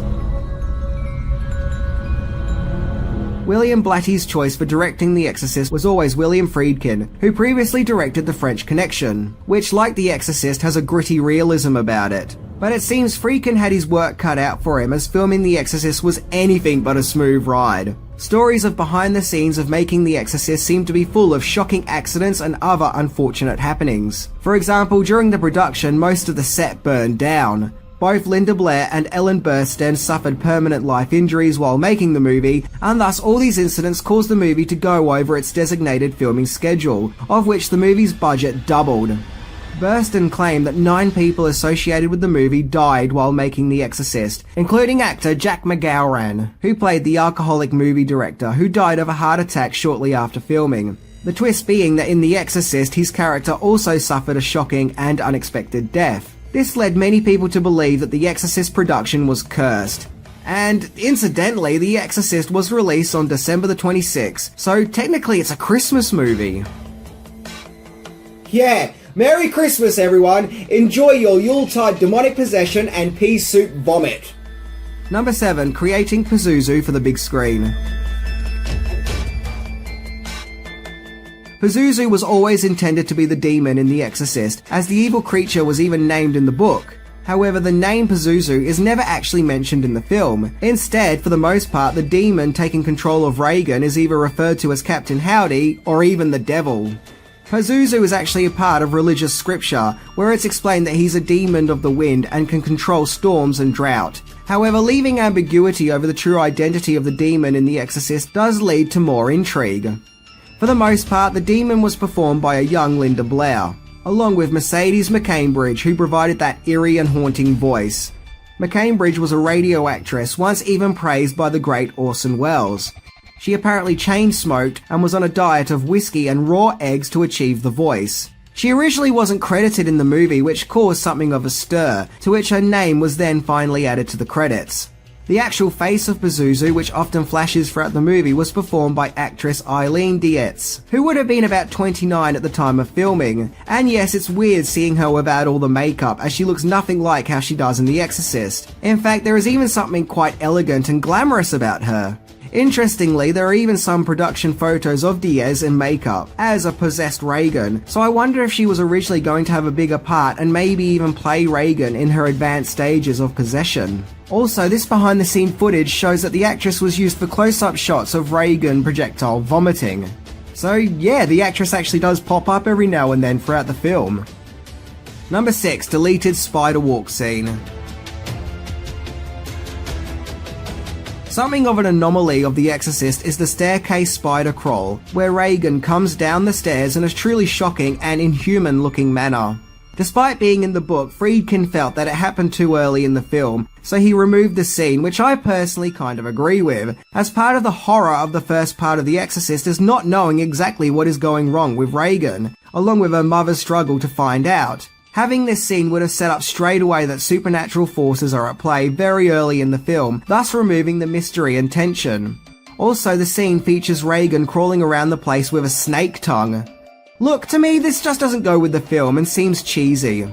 The scene was put back in the movie for the 2001 director's cut, where this time we get a close-up of an actress spewing blood, but to me it still doesn't work as you can clearly see the actress isn't Linda Blair. Number 5. Possessed Reagan was going to look more like a witch. Dick Smith provided the makeup effects for The Exorcist, which were pretty groundbreaking for the time. Dick Smith needs little introduction, having provided makeup effects for The Godfather and Scanners. However, it seemed that there was something of a struggle to find the right look to give possessed Reagan, where at one stage she was even going to resemble a witch, complete with crazy hair. Seriously, just give her a pointy hat and she's a witch. There were alternative makeup designs, like this one which kind of made her look like a vampire, but it actually looks slightly comical at the same time. With these two, where they tried to make her look elderly. I think they got the look right eventually, where they made Reagan look more diseased than monstrous, which looked horrific but subtle. Also, the scene where Reagan does the famous head spin was performed by a dummy, and to make sure the dummy looked real enough, it was placed in the back of a car and driven around Washington DC, to the shock of onlookers. Number 4, The Exorcist changed the perception of the Ouija board.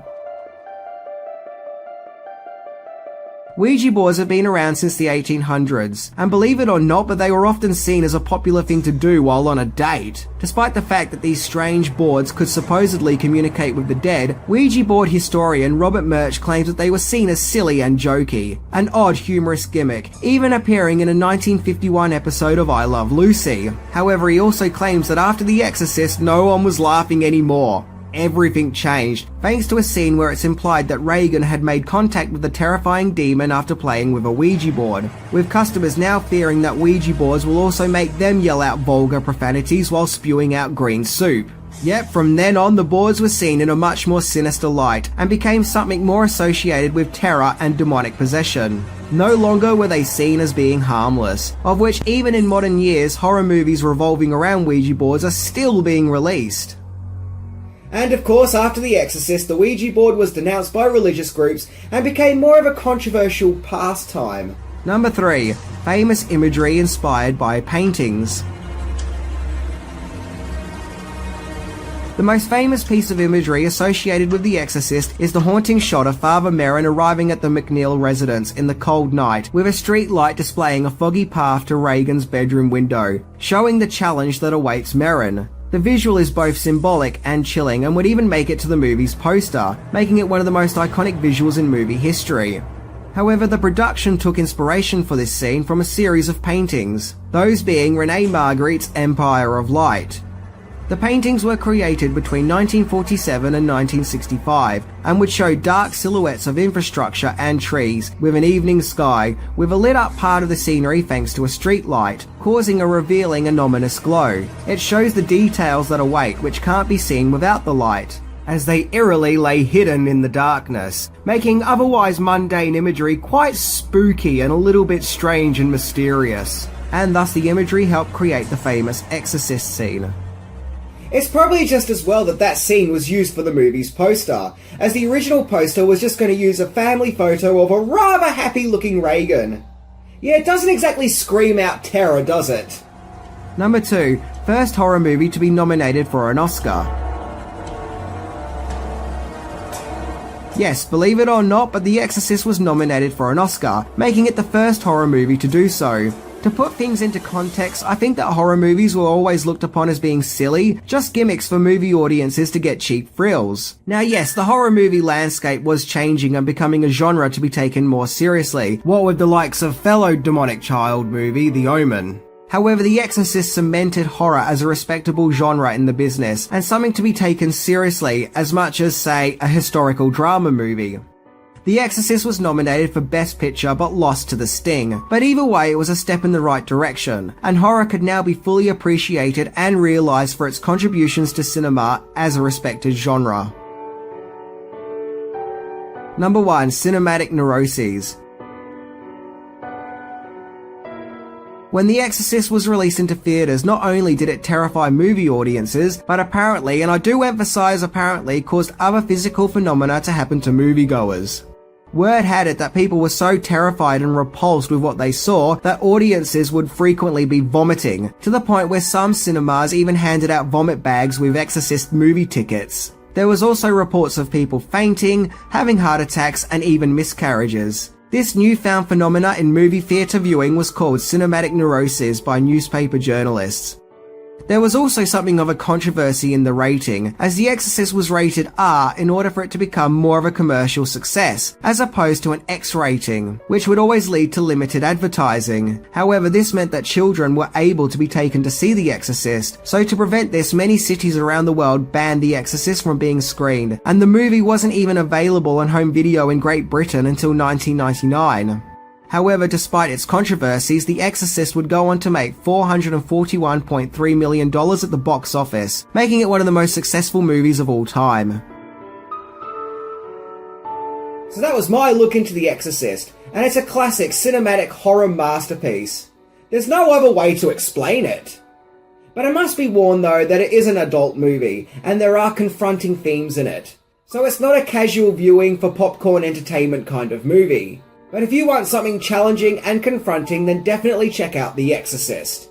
Anyway, I'm Minty and I'm hungry, so I'm off to get some lunch. But maybe not pea soup though. Ugh. See ya!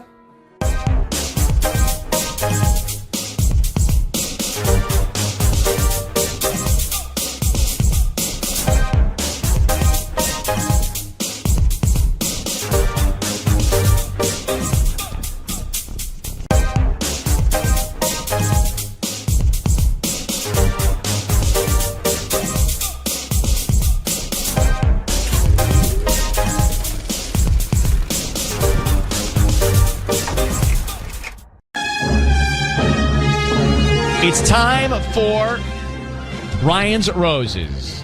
If you think someone has, in your relationship, or your other half has been cheating on you, or something's just going on that's not right, you can send us a story. Do it via email, ryan@kissfm.com. Then we'll put you up with Patty off the air and find out if you want to make the call. But anyway, here's what we got from Mandy in Seal Beach. She says, my husband has his favorite restaurant we literally used to go to once a week. Now he doesn't want to go there at all, which I find very strange. And it's not just that. There's a small coffee shop next to it that we used to go to regularly on the weekend. He doesn't want to go there anymore. And the other day, we were in the car together, and he avoided the street altogether and took a different route home. So this is like a growing problem. He's hiding from something.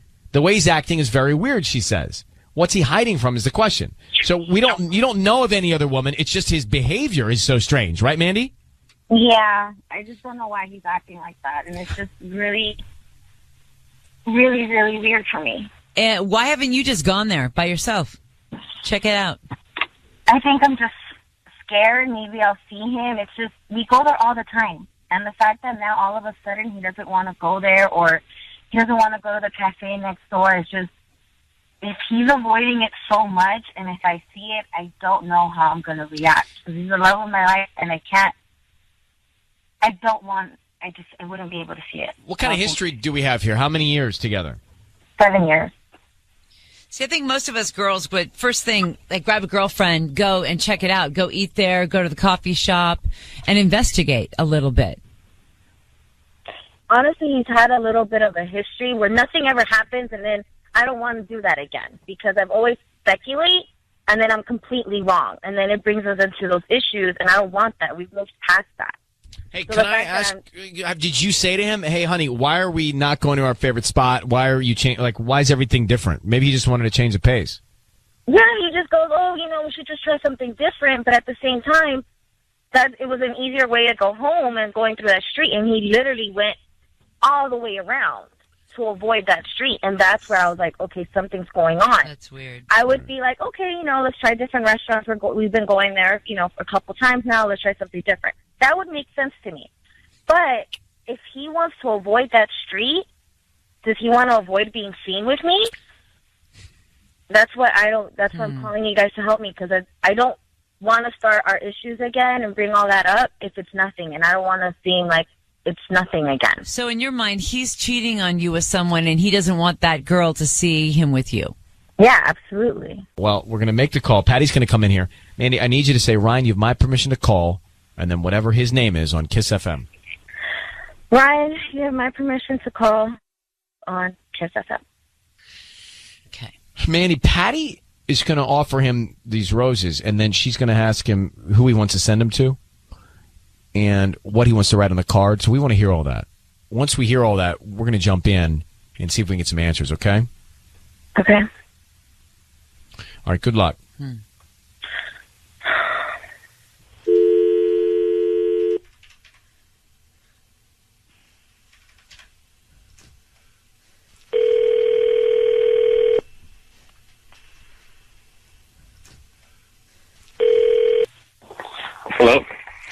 to Rafael? This is he. Hi, good morning, Rafael. My name is Patty, and I'm calling from Precious Flowers. Okay. I'm calling because you've been chosen to receive a free dozen roses. They're completely free, and you can send them to whoever you want today at no charge. I'm also including the delivery free of charge. Okay. And all I'm asking is if you can go to my Facebook page and just like and also share a post of mine, so maybe other of your friends on your Facebook can also like my page. I'm just doing this to promote my service and that I'm in the area here in Seal Beach. Okay, I can do that. That'll be really awesome if you can help me with that. I'm offering either red or white roses. You decide. You tell me which one you want, and I'm also including a note on the flowers. Okay, anyway, I can get a mix of both? You want red and white? Yeah. Yeah, that's not a problem at all. Okay. Let me write that down, red and white roses. And who are we sending these to? If you could send it to Kristen. Kristen. Okay, and what do you want to put on the note? If you could just write, it's kind of personal. Well, I guess I'll just tell you. Just write, I can't do this anymore, sorry. Rafael, it's Ryan Seacrest and Ellen Kay. I need you to know your voice is being broadcast right now on the radio. We have your wife, Mandy, on the line. Who is Kristen? Is this who you've been trying to avoid every day? Rafael, who's Kristen? No one. What do you mean? Who are you sending these flowers to? Mandy, do you know who Kristen is? Kristen. Rafael, who's Kristen? What do you mean? No one. You're giving her flowers. And Rafael, what red with the white ones. What are you saying you can't do anymore? What is that about? Nothing. Nothing's going on. Then why are you sending her flowers? What do you mean nothing's going on? You're letting your hair grow out of nowhere. Now you're all of a sudden, you don't want to go to our restaurant. You don't want to go to the cafe we go to. And now you're sending flowers to someone? What do you mean she's no one? I don't want to go to the restaurant anymore because we go there too much. Rafael, You know what, Rafael? This is really... there's a lot that doesn't make sense. So you're not going to the restaurant. You're not going to the coffee shop. You're taking a different route home. You just sent flowers to a woman named Kristen and said you can't do this anymore. You're guilty of something. What is it? What aren't you doing tell anymore? us what it What are you is. trying to stop doing?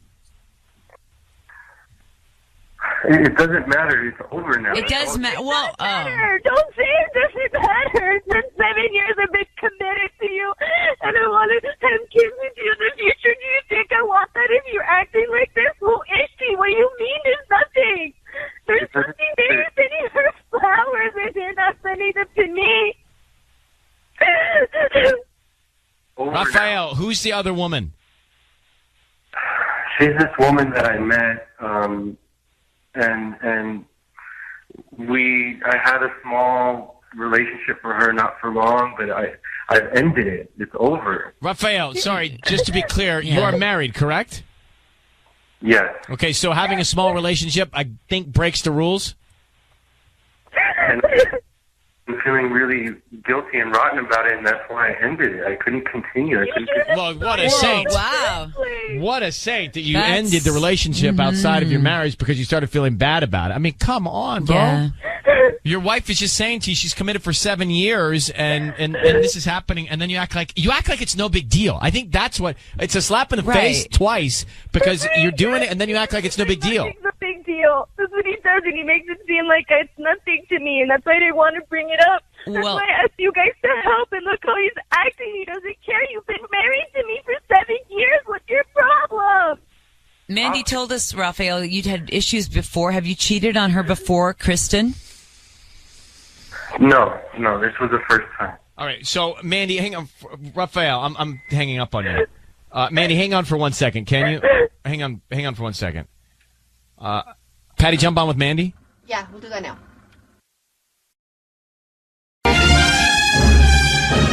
It's time for Ryan's Roses. Julie is on the line now in Fullerton, so we're about to call her husband. So, Julie, you were driving your husband's car and you found a visitor's pass for an apartment building. Tell us what happened after that. Yeah, so I was driving his car, And I had dropped my hand sanitizer, which is how I found the visitor's pass. I was reaching down below to get it, and it was under the seat. And it's the kind of pass that you would give someone so they can park in your parking garage. And I asked him about it, and he said it was some training thing he had for work. He had to park there. And it was from a long time ago, and I should just throw it away. So I did, and I thought nothing of it. But then a week later, his car was in the driveway, and the pass was on his dashboard. And it was the same pass, I could tell, because of the date. And he must have dug it out of the trash and used it again. So at this point, I was really, really curious and a little upset. So I looked up the address on the pass, and it was for an apartment complex in Culver City. Now, I can't think of any reason that he would have a training at an apartment complex. And a pass to the parking deck. Right. Right. Yeah. And so I totally think he's cheating.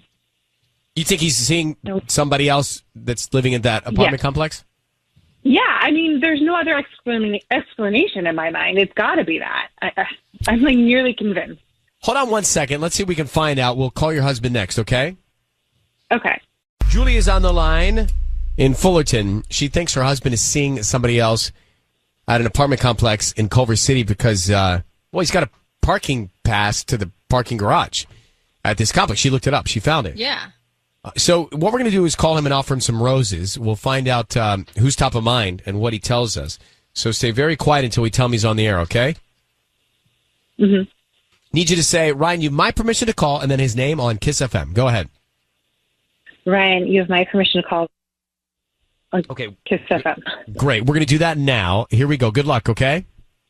Uh-huh.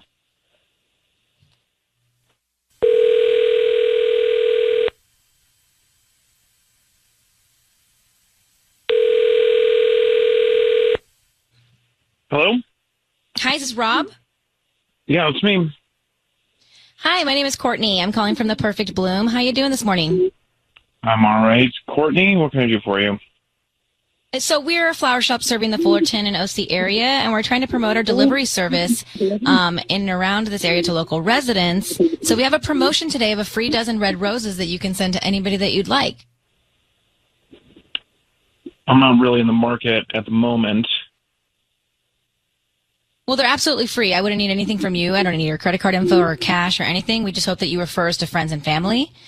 We can start with the person that you want to send them to. It's just a quick note, and they can have them by lunchtime. Once again, they're absolutely free. You don't even need a credit card. Well, that's interesting. Yeah, I guess I could do something with that. Great. So who would you like to send them to? We'll send them to Melissa. Actually, just put Mel. Mel. Okay. And what would you like to put on the card? How about just from Mr. O? Mr. O? Yeah, just the letter O. And then the address. Are you ready? Yeah, well, before we get to that, I have different types of cards. I have, for different occasions. There's romantic cards. I'm sorry, thinking of you.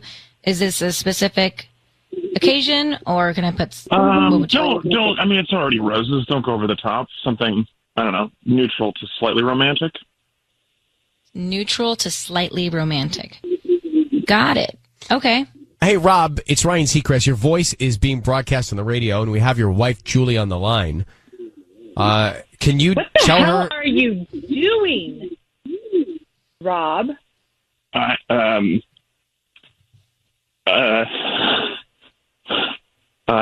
Yeah? What is this? Who is What is Melissa? this? Yeah, who's Melissa and what is Mr. O? What does that even mean? Well, okay.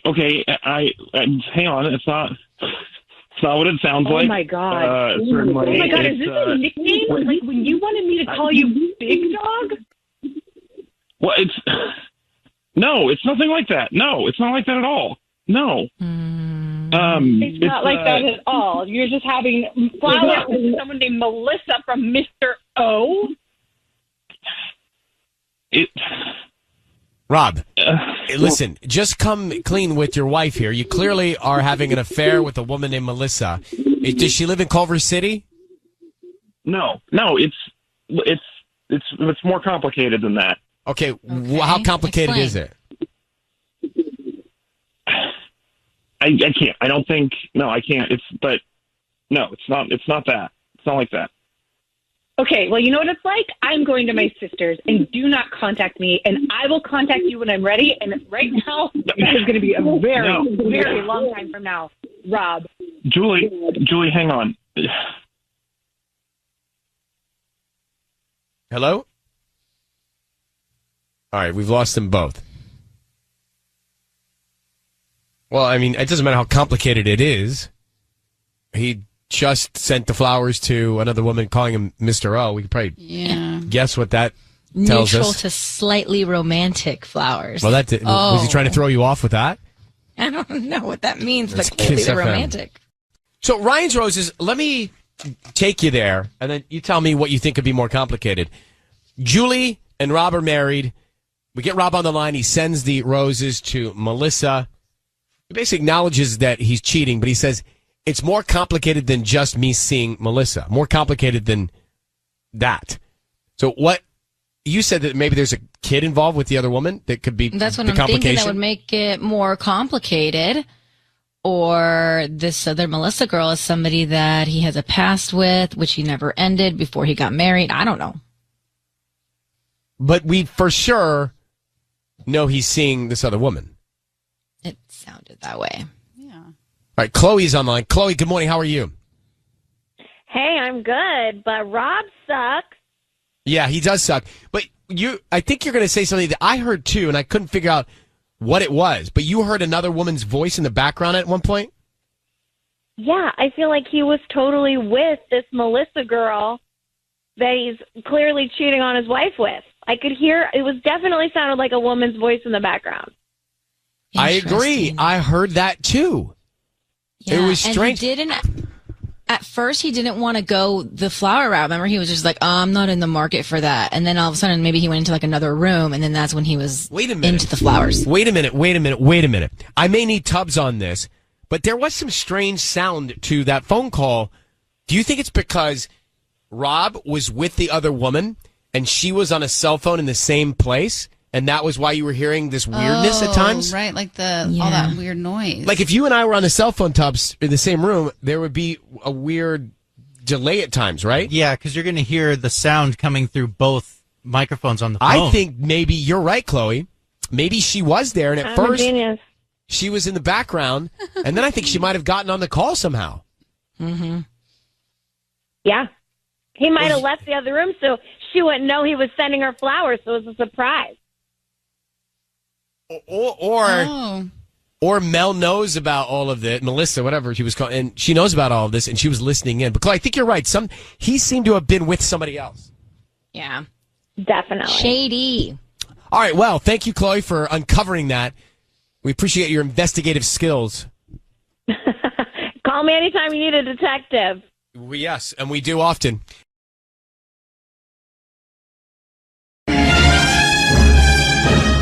It's time for Ryan's Roses. Dear Ryan and Sissany, I found a letter addressed to my husband, tucked away while cleaning. I originally figured it must be old, maybe an ex, so I left it there, but then I couldn't stop thinking about it, and I went back and started examining it more. I am convinced the handwriting matches that of a friend of ours who lives in the neighborhood. No. I mean, that is real detective work. Come on. Right? Jessica's on with us now. Jessica? Yes. It's Ryan Seacrest and Sissany. Thanks for reaching out to us. I was just commenting about your detective skills, that you think that the handwriting on this letter would match that of a person in your neighborhood. Yeah. Well, she's given us Christmas cards before and written like thank you notes and birthday cards for the kids. So I know her handwriting pretty well. And you say that you know your husband will not send flowers to anyone. So you want us to tell him he won a romantic weekend getaway to Palm Springs? Yes. You've really thought this through. No strings attached. All you need are their names of the people going. Okay, so tell me what what you think he will respond with. Well, I think he might be confused at first. But I'm just wondering, because sometimes he goes away for work. So I'm just wondering if he could possibly use this to go away with her and say that it's just for work. So I'm just wondering if he will take the option and if he'll want to go with her, if he'll put her name down. And what is her name? Mallory. Valerie or Mallory? Mallory with an M. Mallory. Okay. All right. Let us organize this. I'm going to put you on hold and we'll come back, okay? So, sis, you think you got that down, right? Yeah, got it. We are on with Jessica. We're in the middle of Ryan's Roses. And Jessica has just told us that she found a note tucked away that her husband had. And she thinks it matches the handwriting of a friend of theirs who lives in their neighborhood because they get cards, holiday cards and things like that. I mean, that's some real complex detail to start putting the pieces together. I could see that. I can recognize my neighbor's handwriting as well from thank you cards and things like that. Well, I must not have good neighbors because no one's writing thank you cards to me. I haven't gotten a handwritten thank you. Only person I have the best neighbors ever. All right, so she wants us to send basically call and say that he's won a romantic weekend to Palm Springs, no strings attached, blah, blah, blah, right? Cool.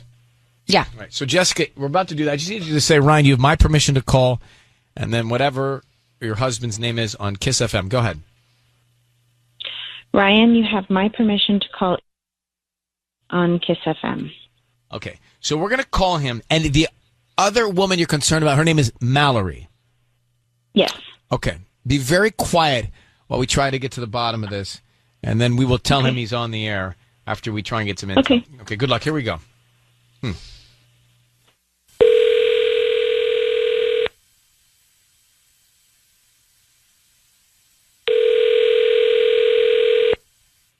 Hello? Hi, I'm looking for Ian. Yeah, this is Ian.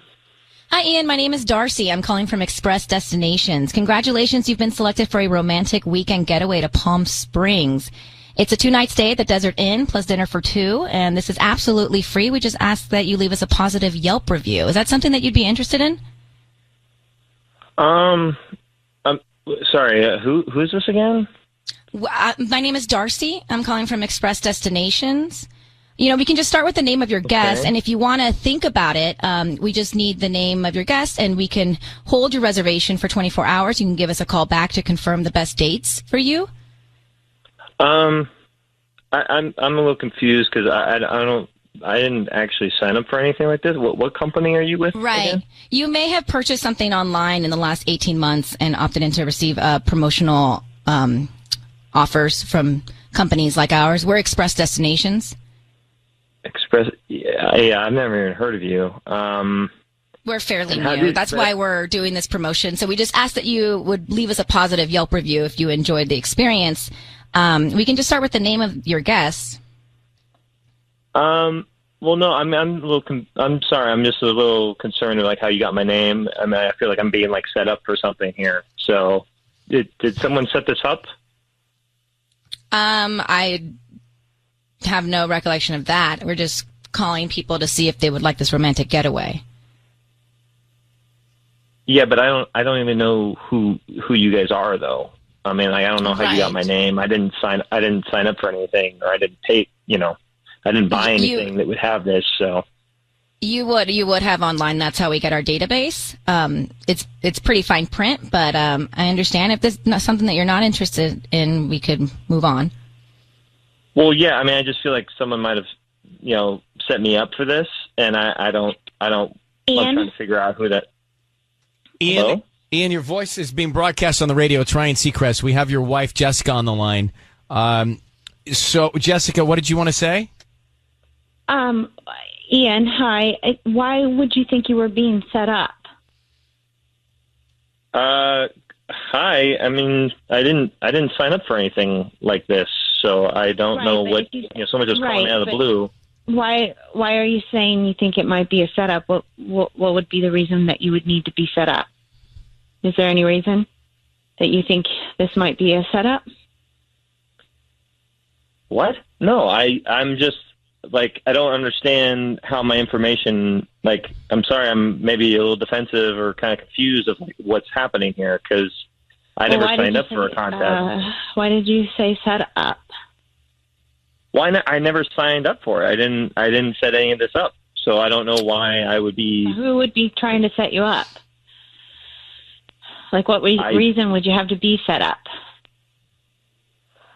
I don't know. That's why I don't understand. Let me just jump in here for a second, Ian. We're calling you. Jessica has shared some information with us, and she thinks she has found a note that you have stashed away from Mallory, a friend of yours. Can you explain this note to her?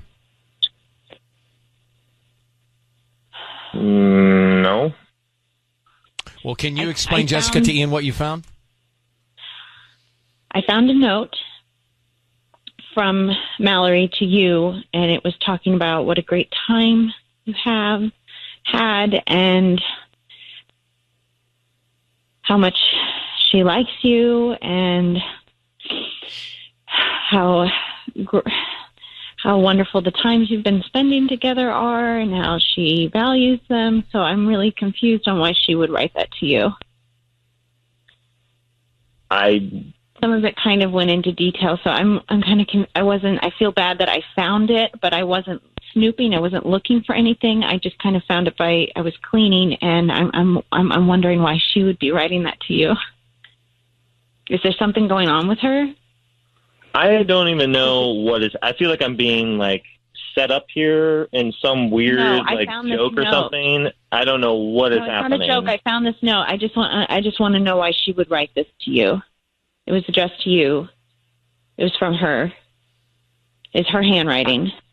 I don't even know. I'm not even aware of a note being like written to me that way. So you're saying the note doesn't exist? I mean, I don't think so. I don't know what this note is. I would have to see it. All right. So listen, Jessica, I mean, when you guys are in the same place, why don't you show him this letter? But Ian, she is concerned that something's going on with a woman named Mallory. So is there anything you want to tell her now? No, I mean, Mallory is one of our friends. Like, I don't know why would I have a note from her. Okay. Well, Jessica, I don't know if we can do much more, but show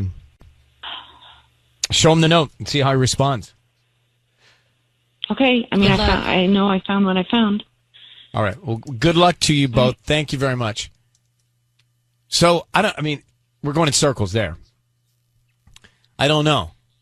I mean, it could just be from an ex-girlfriend that he just doesn't remember keeping. Guys do that all the time. Believe that he really doesn't remember a letter? I kind of do believe him. I do believe him. All right. We are here. We do this thing. It's a little thing called Ryan's Roses. And we just had a very difficult one for me to figure out. Ian and Jessica found a note from a woman in Ian's stashed away spot, wherever it was. And the note was a romantic note. And so she thought that, I don't think this is an ex-girlfriend. This looks like the neighbor's writing. The name of the woman is Mallory, and somebody that they know well.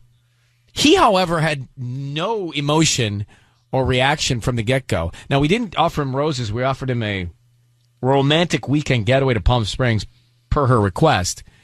But from the moment you started with your whatever made-up vacation company, yeah, Express Destinations with the fine print. I love that part. That was well done. Thanks. You may not have seen the rules. It's very fine print. But from the moment he got on the phone, he was skeptical. So I can't tell if that's out of guilt or he's just like a skeptical guy. It may be that he's a skeptical guy because she said we can't do the roses on him because he won't send roses. So that just may be his demeanor, his MO. Yeah. Tony, did you have a take? Because I really don't know. I just didn't get enough emotion from him. No, I didn't believe him for a second. First of all, I feel like letters like that. Like, I could tell you every letter I have in my apartment from any man in my life. Again, I think that's apples and oranges. Yeah, guys don't. Guys, I'm just going to tell you, I don't want to generalize, but what you probably recall and what I probably recall would be an apple and an orange. Really? Yeah. Yeah. I don't know. I didn't trust him. All right. Well, we've settled this. You want to, Patty, anything to add? No, I think he's hiding something. He knows of that letter. All right. It's not She's like going to he's show him the getting letter. thousands of letters. She's going to show him the letter. I mean, I think she'll be able to tell by his reaction in person when she shows him the letter. And how about Mallory? What if it is Mallory? How about Mallory sending a letter and they're neighbors and they hang out together? Where's that go? Gross. Sketch.